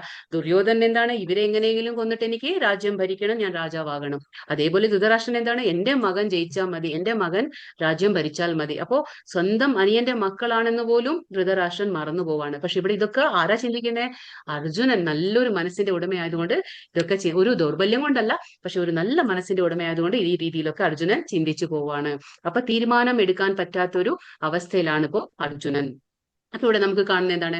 ഈ ചിത്രത്തില് ഒരേ സാഹചര്യത്തിലുള്ള വ്യത്യസ്തമായ പ്രതികരണങ്ങൾ. എങ്ങനെയാണ്? ഒരേ സാഹചര്യം എന്താണ്? ഇവിടെ യുദ്ധക്കളമാണ്. ആ യുദ്ധക്കളത്തിൽ 3 രീതിയിലുള്ള പ്രതികരണങ്ങൾ. ആരാണ് ആദ്യത്തേത്? ധൃതരാഷ്ട്രൻ. അപ്പൊ ധൃതരാഷ്ട്രൻ എന്താണ്? അവൻ നമ്മൾ ഏറ്റവും താഴ്ന്ന ഗുണമാണ്, തമോ ഗുണത്തിലാണ്. അതായത് എന്ത് തന്നെ സംഭവിച്ചോട്ടെ, ഞാൻ എന്റെ എന്നുള്ള ആ സ്വാർത്ഥ മനോഭാവം, എന്റെ മക്കൾക്ക് രാജ്യം ഭരിക്കണം, എന്റെ മക്കൾക്ക് വിജയം നേടണം, സ്വന്തം അനിയന്റെ കുട്ടികൾ എന്ത് സംഭവിച്ചാലും കുഴപ്പമില്ല, അത് ആ രീതിയിൽ ചിന്തിക്കുന്ന സ്വാർത്ഥ മനോഭാവമാണ് ധൃതരാഷ്ട്രന്റേത്. പിന്നെ ലാസ്റ്റ് ആരാണ്? നമുക്ക് ദുര്യോധനൻ. ദുര്യോധനൻ എന്താണ്? ആരെന്തായാലും വേണ്ടില്ല, എനിക്ക് ജയിക്കണം, എങ്ങനെയെങ്കിലും എനിക്ക് ജയിക്കണം, എനിക്ക് ഈ രാജ്യം ഭരിക്കണം, ഞാൻ രാജാവാകണം. ഇത് മാത്രമാണ് ദുര്യോധനൻ ചിന്തിക്കുന്നത്. പക്ഷെ നടുവിലുള്ളത് ആരാണ്? മധ്യത്തില് അത് അർജുനൻ. അർജുനൻ എന്താ ചിന്തിക്കുന്നത്? ഇവരൊക്കെ എന്റെ ആൾക്കാരാണ്, ഇവരൊക്കെ എന്റെ ബന്ധുമിത്രാദികളാണ്, ഇവരൊക്കെ എന്റെ സഹോദരങ്ങളാണ്, എന്റെ കുടുംബാംഗങ്ങളാണ്. ഞാൻ എങ്ങനെയാണ് ഇവരെ കൊല്ലുക? ഞാൻ കൊന്നിട്ട് ഞാൻ രാജ്യം ഭരിച്ചിട്ട് എന്താ കാര്യം? എനിക്ക് എന്താണ് ഗുണം? ഇതൊന്നും എനിക്ക് വേണ്ട, ഇതൊന്നും എനിക്ക് കാണണ്ട എന്നുള്ള ആ ഒരു പശ്ചാത്താപത്തിൽ അല്ലെങ്കിൽ ഒരു കഴിവ് പറഞ്ഞുകൊണ്ട് അർജുനൻ ഇരിക്കുകയാണ്. അപ്പൊ 3 വ്യത്യസ്തമായ പ്രതികരണങ്ങളാണ് നമ്മളിവിടെ കാണുന്നത്. അഹോബത മഹത്പാപം കർത്തും വ്യവസിത വയം യദ്രാജ്യ സുഖാലോഭേന ഹന്തും സ്വജനമുദ്യതാഹ. കഷ്ടം, എന്തൊരു മഹാപാപത്തിനാണ് നാം ഒരുങ്ങി പുറപ്പെട്ടത്, രാജ്യം നേടി സുഖിക്കാൻ വേണ്ടി സ്വജനങ്ങളെ കൊല്ലുകയോ. അപ്പൊ ഇവിടെ അർജുനൻ ചിന്തിക്കുകയാണ്, അതായത് ഞാൻ എന്തൊരു മഹാപാപമാണ് ചെയ്യാൻ പോകുന്നത്. അതായത് രാജ്യം ഭരിക്കാൻ വേണ്ടിയിട്ട് എന്റെ തന്നെ ആൾക്കാർ, സ്വന്തം ജനങ്ങളെ, എന്റെ തന്നെ സ്വജനങ്ങളെ ഞാൻ കൊല്ലുകയാണോ? അതിനാണോ ഞാൻ പുറപ്പെട്ടിരിക്കുന്നത്? അപ്പൊ എന്തൊരു പാപമാണ് ഞാൻ ചെയ്യുന്നതെന്ന് അർജുനൻ ചിന്തിക്കുകയാണ്. യദീമാമ പ്രതീകാരം അശസ്ത്രം ശസ്ത്രപാണയ ധാർത്തരാഷ്ട്രാത് രണേഹന്യും അന്യുസ്തന്മേ ക്ഷേമതരം ഭാവേത്. ഇവിടെ പറയുന്നു ധാർത്തരാഷ്ട്രന്മാരോട് പൊരുതുന്നതിലും ഭേദം എന്താണ്? നിരായുധനായി പ്രതിരോധത്തിനൊരുങ്ങാതെ നിൽക്കുന്ന എന്നെ അവർ കൊല്ലട്ടെ എന്ന് വെക്കുകയാണ്. അതായത് ഇപ്പൊ അർജുനൻ ചിന്തിക്കുകയാണ്, ഞാൻ ഇവരെ കൊല്ലുന്നതിനേക്കാൾ ഭേദം എന്താണ്? ഞാൻ നിരായുധനായിട്ട് നിൽക്കാം. കാരണം ഗാന്ധീവം സംസ്കൃതേ ഹസ്താത്, അതായത് ഗാന്ധീവം എന്റെ കയ്യിൽ നിന്ന് വഴുതി പോകുന്നു എന്ന് പറയുന്നുണ്ടല്ലോ. അപ്പോ ഞാൻ നിരായുധനായി നിൽക്കുന്ന എന്നെ വേണമെങ്കിൽ അവർ കൊന്നോട്ടെ, അതാണ് ഭേദമെന്ന് അർജുനൻ ചിന്തിക്കുകയാണ്. ഇപ്പൊ സഞ്ജയം പറയാണ്, ഇതൊക്കെ നടക്കാണ്. എവിടെ നടക്കുന്നു ഈ കാര്യങ്ങളൊക്കെ? ആ ഒരു യുദ്ധകളത്തിൽ നടക്കുന്നു. ഇതൊക്കെ ആരാണ് കാണുന്നത്? കൊട്ടാരത്തിൽ ഇരുന്നു കൊണ്ട് ധൃതരാഷ്ട്രന്റെ മന്ത്രിയായ സഞ്ജയൻ ദിവ്യദൃഷ്ടി, ആ ദിവ്യ നേത്രങ്ങൾ കൊണ്ട് ഇതെല്ലാം കാണാണ്. ഈ ഒരു കോൺവെർസേഷൻ എല്ലാം കേൾക്കാന്, സംഭാഷണം കേട്ടുകൊണ്ട് ഇതൊക്കെ ധൃതരാഷ്ട്രർക്ക് പറഞ്ഞു കൊടുക്കാണ്. ഇപ്പൊ സഞ്ജയ ഉവാച ഏവം മുക്ത്വാർജുന സംഖ്യേ രഥോപസ്ഥ ഉപാവിശത് വിസൃജ്യ സശരം ചാപം ശോകസംവിഘ്ന മാനസഹ. പറയുന്നു, സഞ്ജയൻ പറഞ്ഞു, അർജുനൻ രണാങ്കണത്തിൽ വെച്ച് ഇത്രയും പറഞ്ഞിട്ട് ഇത്രയും പറഞ്ഞിട്ട് വില്ലും ശരങ്ങളും താഴെയിട്ട് അത്യന്തം ദുഃഖിതനായി തേരിൽ ഇരിപ്പായി. ഇതൊക്കെ ഒഴികഴിവുകളൊക്കെ കൊടുത്തു അർജുനൻ, ഓരോ കാരണങ്ങളും പറഞ്ഞു യുദ്ധം ചെയ്യാതിരിക്കാൻ എല്ലാം പറഞ്ഞിട്ട് അവസാനം എന്ത് ചെയ്തു? അർജുനൻ തേരിൽ ഒരു ഇരിപ്പായി, ദുഃഖിതനായിട്ട് തേരിൽ ഇരുന്നു കഴിഞ്ഞു. ഞാൻ യുദ്ധം ചെയ്യില്ല എന്നും പറഞ്ഞിരുന്നു. അപ്പൊ ഇത് ആരാ പറയുന്നത്? സഞ്ജയൻ ധൃതരാഷ്ട്രർക്ക് പറഞ്ഞു കൊടുക്കാണ്. ഇപ്പൊ ഇവിടെ നമുക്ക് പാണ്ഡവർ തന്നെ ജയിക്കും എന്നുള്ളതിന്റെ 9 ലക്ഷണങ്ങളുണ്ട്. എന്താണ് ആ ലക്ഷണങ്ങൾ? അതൊക്കെയാണ് പറയുന്നത്. 9 ലക്ഷണങ്ങളാണ്. ധർമ്മക്ഷേത്രം, ആദ്യത്തെ എന്താണ്? ധർമ്മക്ഷേത്രം. അതായത് യുദ്ധം നടന്നത് എവിടെയാണ്? കുരുക്ഷേത്ര എന്ന സ്ഥലത്ത്. അതിന് ഇനിയൊരു പേരെന്താണ്? ധർമ്മക്ഷേത്രം. കാരണം അവിടെ ദേവന്മാർക്ക് പോലും ആരാധനാ സ്ഥലമാണ്, വൈദിക പ്രക്രിയകൾ നടക്കുന്ന സ്ഥലമായതുകൊണ്ട് അവിടെ ധർമ്മത്തിന് മാത്രമേ വിജയം ഉണ്ടാവുകയുള്ളൂ. അപ്പൊ പാണ്ഡവന്മാർ എപ്പോഴും ധർമ്മത്തിന്റെ സൈഡിലാണ്. അപ്പൊ ധർമ്മക്ഷേത്രം ഒരു കാരണമാണ് വിജയത്തിന്. പിന്നെ ദിവ്യമായ രഥം. അപ്പൊ അർജുനന്റെ രഥത്തിന്റെ പ്രത്യേകത എന്ന് പറഞ്ഞാൽ എന്താ പറയുക, നമ്മുടെ അഗ്നിദേവൻ കൊടുത്ത രഥമാണ്. അഗ്നിദേവൻ കൊടുത്ത രഥത്തിന്റെ ഒരു പ്രത്യേകത എന്ന് പറഞ്ഞത് 3 ലോകങ്ങളെയും കീഴടക്കാനുള്ള ഒരു കഴിവ് അതിന് ആ രഥത്തിനുണ്ട്. പിന്നെ കപിധ്വജ. കപിധ്വജ എന്ന് പറഞ്ഞ ഈ ധ്വജ, അതായത് ഈ ധ്വജത്തിൽ നമുക്ക് ഫ്ലാഗിൽ കാണാൻ പറ്റും ആരാണ്? അവിടെ ഹനുമാൻ ഉണ്ട്. ഹനുമാൻ സ്വാമി ഈ അടയാളുണ്ട് ഇവിടെ. കൊടിയിൽ എന്താണ്? ഹനുമാൻ സ്വാമിയെ നമുക്ക് കാണാം. അതായത് രാമരാവണ യുദ്ധത്തിൽ ആരുണ്ടായിരുന്നു? ഹനുമാൻ സ്വാമി ഉണ്ടായിരുന്നു. ഇപ്പൊ ഇവിടെ കൃഷ്ണന്റെ കൂടെ വീണ്ടും ആ ഒരു അർജുനൻ യുദ്ധം ചെയ്യുമ്പോൾ അവിടെ കൊടിയിൽ ആരാണ്? ഹനുമാൻ ഉണ്ട്. അപ്പൊ അതും ഒരു വിജയത്തിന്റെ ലക്ഷണമാണ്. പിന്നെ ശംഖനാദം. അപ്പോ ഈ ഭഗവാന്റെ എന്താണ്? ശംഖ് പാഞ്ചജന്യം, അനന്ത വിജയ, ദേവദത്ത, ഇങ്ങനെയുള്ള ആ സുഘോഷ, മണിപുഷ്പക, ഇങ്ങനെയുള്ള ആ ശംഖുകളൊക്കെ എന്താണ്? ദിവ്യ ശംഖുകളാണ്. അപ്പോ ദിവ്യ ശംഖിന്റെ ആ നാദം അതുപോലെ ഒരു കാരണമായിരുന്നു. പിന്നെ ഗാന്ധീവം. അപ്പൊ അർജുനന് കിട്ടിയ ആ വില്ലിന്റെ പേരെന്താണ്? ഗാന്ധീവം. അത് വളരെ ശക്തമായ വില്ലാണ് ഗാന്ധീവം. അപ്പോ ത്യക്തജീവിത. ത്യക്തജീവിത എന്ന് പറഞ്ഞ എന്താണ്? അതായത് ഈ ദുര്യോധനൻ എന്ത് ചെയ്തു? ഭീഷ്മരെ, അതായത് പിതാമഹനായ ഭീഷ്മരുടെ അടുത്ത് ചെന്നു, പിന്നെ ദ്രോണാചാര്യരുടെ അടുത്ത് ചെന്നു. അവരുടെ അടുത്തൊക്കെ ചെന്നിട്ട് എന്താ പറയുന്നത്? അതായത് പിന്നിൽ അവരുടെ സൈന്യത്തെ നോക്കിക്കൊണ്ട് പറയാണ്, ഇവിടെ നിൽക്കുന്ന ഈ ആൾക്കാരെല്ലാവരും എന്താണ്? എന്റെ വിജയത്തിന് വേണ്ടി സ്വന്തം ജീവനെ ബലിയർപ്പിക്കാൻ വന്നിട്ടുള്ള ആൾക്കാരാണെന്ന് പറയും. അതൊരു അപശകുനം പോലെ ആ ദുര്യോധനാദികൾക്ക് അതുപോലെ തന്നെ സംഭവിക്കും. നേരെ മറിച്ച് അത് അർജുനൻ ഒരു ഗുണം ചെയ്യുന്നു. അപ്പൊ അർജുനൻ അത് ജയിക്കാൻ ഒരു കാരണമാകുന്നു. കാരണം ആ പറഞ്ഞതുപോലെ തന്നെ സംഭവിക്കും. അവരെല്ലാം അവിടെ യുദ്ധത്തിൽ മരണപ്പെടുകയും ചെയ്യുന്നു. പിന്നെ മോക്ഷത ഏകാദശി. ഏകാദശി വളരെ പ്രധാനപ്പെട്ട ദിവസമാണ്. കാരണം ഏകാദശി എന്ന് പറയുമ്പോൾ എന്താണ്? നമ്മളതിനെ മാധവ തിഥി എന്ന് പറയും. കാരണം മാധവ എന്ന് പറഞ്ഞ ആരാണ്? ശ്രീകൃഷ്ണ ഭഗവാൻ. ഭഗവാന്റെ ഏറ്റവും പ്രിയപ്പെട്ട ദിവസമാണ് ഏകാദശി. അപ്പൊ അന്ന് ആ യുദ്ധം നടക്കുന്ന സമയത്ത് അത് മോക്ഷത ഏകാദശി ആയിരുന്നു. അപ്പൊ ഭഗവാന്റെ എന്താ പറയുക, പ്രിയപ്പെട്ട ദിവസം കൂടി ആയിരുന്നു. പിന്നെ ഭാഗ്യലക്ഷ്മി. ലക്ഷ്മി എന്താണ്? ഭഗവാൻ എവിടെയാണോ അവിടെ ലക്ഷ്മി ദേവി ഉണ്ടോ, ഭാര്യ. അപ്പൊ ഭാര്യ എവിടെയാണ്? ഭർത്താവ് എവിടെയാണോ അവിടെ ഭാര്യ ഉണ്ടോ. അപ്പൊ ഭഗവാൻ എവിടെയാണോ അവിടെ ഭാഗ്യദേവതയായ ലക്ഷ്മി ഉണ്ട്. അപ്പൊ അവരുടെ കൂടെ ആ ഭാഗ്യം കൂടി ഉണ്ട്. പിന്നെ എല്ലാത്തിലും ഉപരി എന്താണ്? ഋഷികേശ. ആരാണത്? ശ്രീകൃഷ്ണ ഭഗവാൻ. അപ്പൊ ഋഷികേശ എന്തുകൊണ്ട് ഭഗവാനെ പറയുന്നു? അതായത് ഋഷിക എന്ന് പറഞ്ഞാൽ നമ്മുടെ ഇന്ദ്രിയങ്ങള്, ഈശ എന്ന് പറഞ്ഞാൽ നാഥൻ. അപ്പോ ഋഷികേശ എന്ന് പറയുമ്പോൾ ഇന്ദ്രിയങ്ങളുടെ നാഥൻ. അതാരാണ്? ശ്രീകൃഷ്ണ ഭഗവാൻ. അതാണ് ഏറ്റവും ഇമ്പോർട്ടന്റ് ആയിട്ടുള്ള ഒരു കാരണം ഇവര് ജയിക്കാൻ. എന്താണ്? ഭഗവാൻ സ്വയം ഭഗവാൻ അവർക്ക് അവരുടെ കൂടെ നിൽക്കുന്നു. പിന്നെ ഭഗവത്ഗീത നൽകുന്ന വിദ്യ എന്താണ്? നാം നമ്മുടെ ശരീരം കൊണ്ടല്ല പ്രവർത്തിക്കുന്നത്. അത് നമ്മൾ മനസ്സിലാക്കണം. നമ്മൾ വിചാരിക്കും നമ്മൾ നമ്മുടെ ശരീരം കൊണ്ടാണ് നമ്മൾ പ്രവർത്തിക്കുന്നത്. അല്ല, വാസ്തവത്തിൽ എന്താണ്? നമ്മുടെ മനസ്സുകൊണ്ട്, ബുദ്ധി കൊണ്ടാണ് നമ്മൾ പ്രവർത്തിക്കുന്നത്. അപ്പൊ ആകയാൽ നമ്മുടെ മനസ്സും ബുദ്ധിയും ഭഗവത് സ്മരണയിൽ നമ്മൾ വ്യാപൃതമാക്കണം. അപ്പൊ അങ്ങനെ ചെയ്യുമ്പോൾ എന്താണ്? നമ്മുടെ ഇന്ദ്രിയങ്ങളും സ്വാഭാവികമായിട്ട് ഭഗവത് സേവനത്തിൽ മുഴുകും. ഉപരിപ്ലവമായി ഇന്ദ്രിയ പ്രവൃത്തികൾ ഒന്ന് തന്നെ ആയിരിക്കും, എങ്കിലും അവബോധം മാറിയിരിക്കും. എങ്ങനെ നമ്മുടെ മനസ്സിനെയും ബുദ്ധിനെയും ഭഗവത് സ്മരണയിൽ നിർത്താൻ കഴിയും എന്ന് ഭഗവത്ഗീത നമ്മളെ പഠിപ്പിക്കുന്നു. അപ്പൊ നമ്മൾ പ്രവർത്തിക്കുന്നത് ഈ ശരീരം, കാണുന്ന ശരീരം കൊണ്ടല്ല, മെയിൻ ആയിട്ട് എന്താണ്, ഉള്ളിലുള്ള ആ മനസ്സും ബുദ്ധിയാണ്. അപ്പൊ ആ മനസ്സും ബുദ്ധി എങ്ങനെയാണ് നമ്മുടെ ഭഗവത് സേവനത്തിൽ ഏർപ്പെടുത്തിക്കൊണ്ട് നമ്മൾ നമ്മുടെ ആ നിത്യേനുള്ള കർമ്മങ്ങൾ ചെയ്യണം എന്നുള്ളത് ഭഗവത്ഗീത നമ്മളെ പഠിപ്പിച്ചു തരുന്നു. അത് ഭഗവത് സാമ്രാജ്യത്തിലേക്ക് ഒരാളെ തന്നെത്താൻ മാറ്റും. അപ്പോൾ നമ്മൾ ഇവിടുന്ന് എവിടെ പോകണം? ഭഗവാന്റെ സാമ്രാജ്യത്തിലേക്ക് നമ്മളെ അത് കൊണ്ടുപോകും. അതാണ് മോക്ഷം എന്ന് പറയില്ലേ, നമ്മൾ ഭഗവാന്റെ അടുത്തേക്ക് എത്താണ്. അപ്പോൾ ഇവിടുന്ന് നമ്മൾ ഈ കർമ്മങ്ങൾ ചെയ്തുകൊണ്ട് എങ്ങനെയാണ് ബുദ്ധി മനസ്സ് ഭഗവാനിൽ നിർത്തിക്കൊണ്ട് അവിടെ എത്താറുള്ളത്. ഇത് ഗീതാ മഹാത്മ്യം, ഭഗവാന്റെ ഈ ഗീത മഹാത്മ്യം, അതായത് ഭഗവാന്റെ ഈ ഭഗവത്ഗീത ആദ്യത്തെ അധ്യായത്തിന്റെ ശ്രവണത്തിന്റെ മഹിമയെ കുറിച്ച് പറയുന്നതാണ്. എന്താണ് ഒരു കഥ.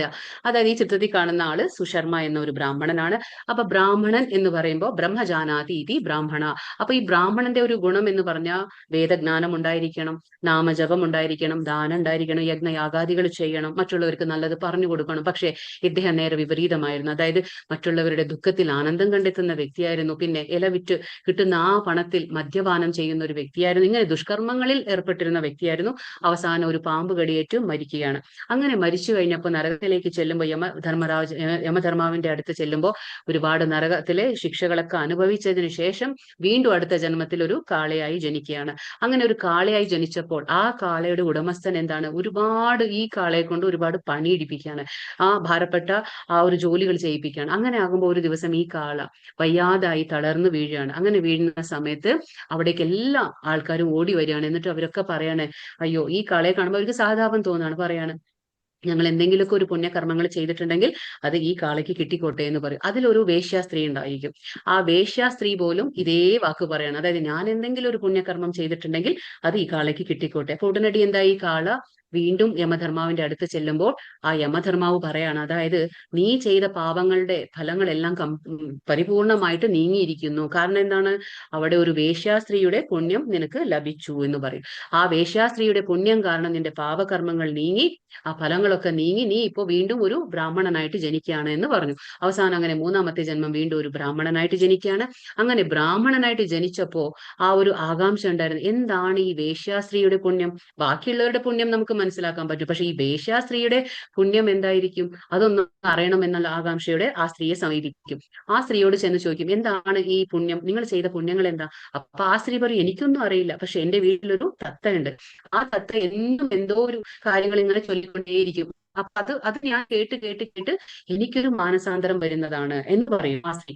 അപ്പൊ ഈ സ്ത്രീ പറയുന്ന സമയത്ത് ഈ തത്തയോട് തന്നെ ഇദ്ദേഹം ചോദിക്കും, എന്താണ് തത്ത ഉരുവിടുന്നത്?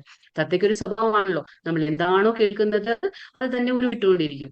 അപ്പൊ ഈ തത്ത എന്താണെന്ന് വെച്ചാല്, ഇത് ഒരു ഗുരുകുലത്തിലായിരുന്നു ഈ തത്ത. അപ്പൊ ആ ഗുരുകുലത്തിൽ എന്താ പഠിപ്പിച്ചിരുന്നത്? ഭഗവത്ഗീതയുടെ ആദ്യത്തെ അധ്യായത്തിന്റെ ശ്ലോകങ്ങളാണ് എല്ലാവർക്കും പഠിപ്പിച്ചു കൊടുത്തിരുന്നത്. അപ്പൊ അത് കേട്ടുകൊണ്ടാണ് ഈ തത്ത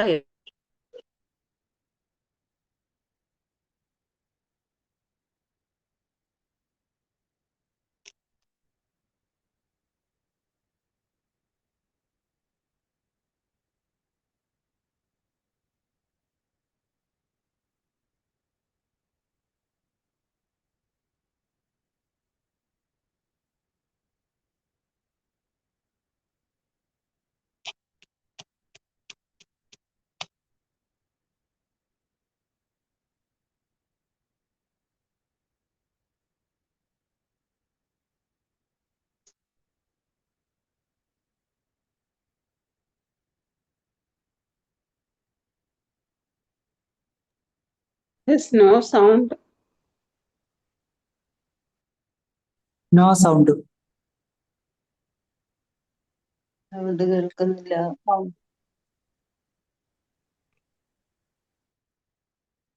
ആളെയും കാണാനില്ല, മാതാശ്രീയെ കാണാനില്ല.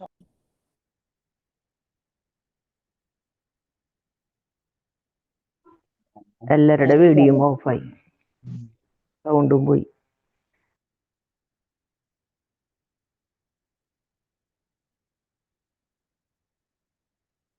കേൾക്കുന്നില്ല. റേഞ്ചിന്റെ പ്രശ്നം മാതാജി. ഹരേ കൃഷ്ണ. വന്നു. ഹരേ കൃഷ്ണ. ഹരേ കൃഷ്ണ. കേട്ടില്ലേ? അപ്പൊ ലാസ്റ്റ് മിസ്സായി തോന്നുന്നു അല്ലേ? അതെ. അപ്പൊ എവിടുന്ന് കേട്ടു? എവിടെ നിർത്തി ഞാൻ? ഓക്കെ. അപ്പോ ഈ തത്ത, അപ്പൊ ഈ സ്ത്രീ അവസാനം ഈ ആൾ എന്ത് ചെയ്യുന്നു, ആ തത്തയുടെ അടുത്ത് ചോദിക്കുന്നു എന്താ സംഭവിച്ചത് എന്ന്. അപ്പൊ ആ തത്ത പറയാണ്, തത്ത ഒരു ഗുരുകുലത്തിലായിരുന്നു ഉണ്ടായിരുന്നത്. അപ്പൊ ആ ഗുരുകുലത്തിലെ ഈ ആദ്യത്തെ ഭഗവത്ഗീതയുടെ ആദ്യത്തെ അധ്യായമാണ് അവർ പഠിപ്പിച്ചുകൊണ്ടിരുന്നത്. അപ്പൊ അത് കേട്ടിട്ടാണ് ഈ തത്തയ്ക്ക് എന്താണ് അത് നമുക്ക് തത്തയുടെ സ്വഭാവം അറിയില്ല, എന്ത് കേട്ടാൽ അത് വിട്ടുകൊണ്ടേയിരിക്കും. അപ്പൊ അങ്ങനെയാണ് ഈ തത്തയെ എന്ത് ചെയ്യുന്നു, ഒരു കള്ളൻ അത് കട്ടിട്ട് ആ തത്തേനെ ഈ വേശ്യാസ്ത്രീക്ക് കൊടുക്കുകയാണ് ചെയ്തത്. അങ്ങനെയാണ് ഈ വേശ്യാസ്ത്രീക്ക് എന്താണ് സംഭവിക്കുന്നത്, ആ വേശ്യാസ്ത്രീ ദിവസേന കേൾക്കുന്നത് എന്താണ്, ഈ ഭഗവത്ഗീതയിലെ ആദ്യത്തെ അധ്യായത്തിന്റെ ശ്ലോകങ്ങളാണ്. അപ്പൊ അത് കേട്ട് അത്രയും ഒരു പുണ്യം നേടാൻ കഴിഞ്ഞു ആർക്ക്, ഈ വേശ്യാസ്ത്രീക്ക്. അപ്പൊ ആ ഒരു വേശ്യാസ്ത്രീയുടെ പുണ്യം കൊണ്ട് എന്തായി, ഇദ്ദേഹത്തിന്റെ പാപകർമ്മങ്ങളെല്ലാം നീങ്ങിക്കിട്ടി. അപ്പൊ ഇത് മനസ്സിലാക്കിയപ്പോൾ, ആ ഒരു ഭഗവത്ഗീതയുടെ ആ പ്രാധാന്യം മനസ്സിലാക്കിയപ്പോൾ ഇദ്ദേഹം എന്ത് ചെയ്തു, ഒരു പ്രചോദനം നേടിയെടുത്ത് അതിൽ നിന്നും ഇദ്ദേഹം എന്താണ് ചെയ്യുന്നത്, ഇദ്ദേഹം വീണ്ടും ആ ഒരു ഭഗവത്ഗീത പഠിക്കുകയും അത് ശ്രവിക്കുകയും അത് എന്താ കേൾക്കുകയും പിന്നെ അതിനെ ഉച്ചരിക്കുകയും എല്ലാം ചെയ്ത് അങ്ങനെ ഒരു മോക്ഷം നേടാണ് ചെയ്തത്. അപ്പോ അതാണ് പറയുന്നത്, ഭഗവത്ഗീത അത്രയും പ്രാധാന്യമുണ്ട്. എസ്പെഷ്യലി എന്താണ് പറയുന്നത്, നമ്മുടെ ആദ്യത്തെ അധ്യായം, അത് ആ ശ്ലോകങ്ങളെല്ലാം ആ കേൾക്കുന്നതിന്റെ ആ മഹാത്മ്യത്തെ കുറിച്ച്, അതിന്റെ ആ ഒരു പ്രാധാന്യത്തെ കുറിച്ചാണ് ഈ കഥ പറയുന്നത്. ഇത് പത്മപുരാണത്തിലെ കഥയാണ്. ഹരേ കൃഷ്ണ കൃഷ്ണ കൃഷ്ണ ഹരേ ഹരേ, ഹരേ രാമ രാമ രാമ ഹരേ ഹരേ, വാഞ്ചാ കൽപതരുഭ്യശ്ച കൃപാ സിന്ധു ദേവച പതിതാനാം പാവനേഭ്യോ വൈഷ്ണവേഭ്യോ നമോ നമഃ. ഹരേ കൃഷ്ണ. ഹരേ കൃഷ്ണ. ഹരേ കൃഷ്ണ. ഹരേ കൃഷ്ണ മാതാജി. ഹരേ കൃഷ്ണ. ലാസ്റ്റ് ആവുമ്പോൾ ഹരേ പോയി കൃഷ്ണ. നെറ്റ്വർക്ക് ഇഷ്യൂ ആയി. ഹരേ ഹരേ കൃഷ്ണ മാതാജി. മാതാജി, പറയൂ മാതാജി. മാതാജി നമ്മളെ ക്വസ്റ്റ്യൻ ഇട്ടിട്ടുണ്ട്. 3 നമ്പർ, ധന്യമാതാജി, ശോഭന മാതാജി, എന്റെ നമ്പർ 3 നമ്പർ കൊടുത്തിട്ടുണ്ട്. അപ്പൊ കുറച്ച് പേരെ നമ്മൾ ഡിവൈഡ് ചെയ്തിട്ടുണ്ട്. അപ്പൊ ആൻസർ നമ്മൾക്ക് തന്നെ അയച്ചു തരണം. അതായത് ഡിവോട്ടീസിന് കൊടുത്തിട്ടുള്ള നമ്പറിലേക്ക് ആൻസർ അയച്ചു കൊടുക്കണം എന്ന് പറയാ. പിന്നെ ഒന്നുകൂടി ഇത് കേൾക്കണം എന്ന് പറയണം എല്ലാവരോടും, നമ്മുടെ ലൈവ് ക്ലാസ്. ഹരേ കൃഷ്ണ മാതാജി, ഒരു സംശയം ചോദിച്ചോട്ടെ? ചോദിച്ചോളൂ. ഹരേ കൃഷ്ണ. നമ്മളിപ്പം സഞ്ജയന് പിന്നെ 10ാം ദിവസം ഭീഷ്മര് വീണതിന് ശേഷമാണല്ലോ സഞ്ജയൻ ഇക്കാര്യങ്ങളൊക്കെ 10ാം ദിവസമാണല്ലോ പറയുന്നത്. അല്ല, ഇത് സ്റ്റാർട്ടിങ് തന്നെയാണ് പറയുന്നത്. അല്ല, 1ാം ദിവസം മുതലുള്ള കാര്യങ്ങള് 10ാം ദിവസമാണല്ലോ സഞ്ജയൻ ധൃതരാഷ്ട്രരോട് പറയുന്നത്. ഇല്ല, സ്റ്റാർട്ടിങ് തന്നെ, തുടക്കത്തിൽ തന്നെ. അവിടെ യുദ്ധത്തില്, കാരണം സഞ്ജയൻ അങ്ങനെ ഒരു ദിവ്യ ദൃഷ്ടി ഉണ്ടല്ലോ, ദിവ്യ നേത്രങ്ങളുണ്ട്. അപ്പോ അവിടെ തുടങ്ങുന്നതിന് മുമ്പ് തന്നെ, കാരണം സഞ്ജയൻ എല്ലാം കാണുകയാണ്. സഞ്ജയൻ സ്റ്റാർട്ടിങ് തൊട്ടേ എല്ലാം കാണുന്നു. സ്റ്റാർട്ടിങ് യുദ്ധം തുടങ്ങുന്നതിന് മുമ്പ് തൊട്ടേ എല്ലാം സഞ്ജയൻ കാണുകയാണ്, എല്ലാം കാണുന്നു. ധൃതരാഷ്ട്രരോട് പറയുന്നത് ആദ്യ ദിവസം തന്നെയാണോ? അല്ലല്ലോ, എല്ലാം പറയുന്നുണ്ട്. ഇല്ലല്ലോ, സ്റ്റാർട്ടിങ് തന്നെ എല്ലാം പറയുന്നുണ്ട്. കാരണം ആദ്യത്തെ ചോദ്യം തന്നെ അതല്ലേ, ധൃതരാഷ്ട്രൻ എന്താ ചോദിക്കുന്നത്, അവിടെ എന്താണ് സംഭവിച്ചത്, എന്താണ് നടക്കുന്നത്, എന്താ നടക്കുന്നത് എന്നാണ് ചോദിക്കുന്നത്. അത് 10th ഡേ അല്ലേ ചോദിക്കുന്നത്? അല്ല, ആദ്യത്തെ ദിവസം തന്നെ. ഞാൻ മുഴുവൻ തീർത്തോട്ടെ. ഭീഷ്മര് ശരശയ്യയിൽ വീണതിന് ശേഷമല്ലേ ചോദിക്കുന്നത്? അല്ല, ആദ്യത്തെ ദിവസം തന്നെ ചോദിക്കുന്നത്. ഓക്കെ. കാരണം അവിടെ നിന്നാണല്ലോ എല്ലാം തുടങ്ങും. കാരണം സഞ്ജയൻ എല്ലാം വിവരിക്കുന്നുണ്ടല്ലോ. അവിടെ ഭഗവത്ഗീത ഉപദേശം തുടങ്ങുന്നതിന് മുമ്പേ അവിടെ എന്താ പറയാ, അർജുനൻ എന്താ പറയാ യുദ്ധക്കളത്തിൽ എത്തുന്നു, അവിടെ ആ സമ്മതിക്കാതിരിക്കുന്നു. അപ്പൊ ഈ ധൃതരാഷ്ട്രർക്ക് ഒരു എന്താ പറയാ ഹോപ്പ് വരുന്നു. അതായത് എന്തോ തോന്നുന്നു, ഇനിയിപ്പോ യുദ്ധം അർജുനൻ എല്ലാം വിസമ്മതിക്കുകയാണല്ലോ, അങ്ങനെ ഒരു സന്തോഷം കൂടി ഉണ്ടാകുന്നു അർജുനന്. പക്ഷെ അത് അടുത്ത ചാപ്റ്ററിൽ വരാം. അപ്പൊ അടുത്ത ചാപ്റ്ററിൽ വീണ്ടും സഞ്ജയൻ പറയുന്നുണ്ട്. അപ്പോഴേക്കും ഭഗവാൻ അവിടെ നിന്നാണ് ഗീതോപദേശം തുടങ്ങുന്നത്. 2ാം അധ്യായത്തില് 7ാം ശ്ലോകത്തിൽ നിന്ന് ഭഗവാൻ അവിടെ ശരണാഗതി പ്രാപിക്കുന്നു. അതൊക്കെ പറഞ്ഞു കൊടുക്കുന്നു. സ്റ്റാർട്ടിങ് തന്നെ ഞാനിങ്ങനെ വായിച്ചിട്ടുണ്ട്, അതുകൊണ്ടാണ് എല്ലാം സ്റ്റാർട്ടിങ് തൊട്ടേ എല്ലാം പറയുന്നുണ്ട്. സഞ്ജയൻ സ്റ്റാർട്ടിങ് തൊട്ടേ എല്ലാം പറഞ്ഞു കൊടുക്കുന്നുണ്ട്. ഇപ്പൊ മാതാജി ഒരു അനൗൺസ്മെന്റ് ചെയ്തു. അതായത് നിങ്ങൾ ഗ്രൂപ്പിലുള്ളപ്പോ നിങ്ങൾക്ക് ഒരു 3 അഡ്മിൻസിന് തന്നിട്ടുണ്ട്. അതായത് ശോഭ മാതാജി, ധന്യ മാതാജി, മിനി മാതാജി, ഇങ്ങനെ 3 പേരുണ്ട്. അപ്പൊ നിങ്ങൾക്ക് ആരാണോ തന്നിട്ടുള്ളത് അവർക്ക് തന്നെ നിങ്ങൾ എന്താ പറയാ ഈ ക്വിസിന്റെ കാര്യങ്ങളൊക്കെ അവർക്ക് അയച്ചു കൊടുക്കണം. എങ്കിലേ നിങ്ങൾക്കത് മാർക്ക് കൺസിഡർ ആവുള്ളൂ, നിങ്ങൾക്ക് അറ്റൻഡൻസ് കിട്ടുള്ളൂ, പിന്നെ നിങ്ങൾക്ക് എന്താണ് സർട്ടിഫിക്കറ്റ് കിട്ടുള്ളൂ. അപ്പൊ അങ്ങനെയാണ് ഇപ്പൊ അനൗൺസ്മെന്റ് ചെയ്തത് കേട്ടോ. പിന്നെ ക്ലാസ് ലൈവ് തന്നെ കേൾക്കണം. റെക്കോർഡിംഗ് കേൾക്കുമ്പോ എന്താന്ന് വെച്ചാല് നമുക്ക് ഇന്ററാക്ഷൻ ഉണ്ടായിരിക്കില്ല, അത് റെക്കോർഡിംഗ് ആയിരിക്കും. പക്ഷെ കഴിയുന്നതും നിങ്ങൾ ലൈവ് ക്ലാസ്സിൽ വന്നിട്ട് തന്നെ ക്ലാസ്സുകൾ അറ്റൻഡ് ചെയ്യുക. അപ്പോഴാണ് നിങ്ങൾക്ക് കൂടുതൽ കാര്യങ്ങൾ മനസ്സിലാക്കാനും സംശയങ്ങൾ എന്തെങ്കിലും ഉണ്ടെങ്കിൽ ചോദിക്കാനൊക്കെ സാധിക്കും.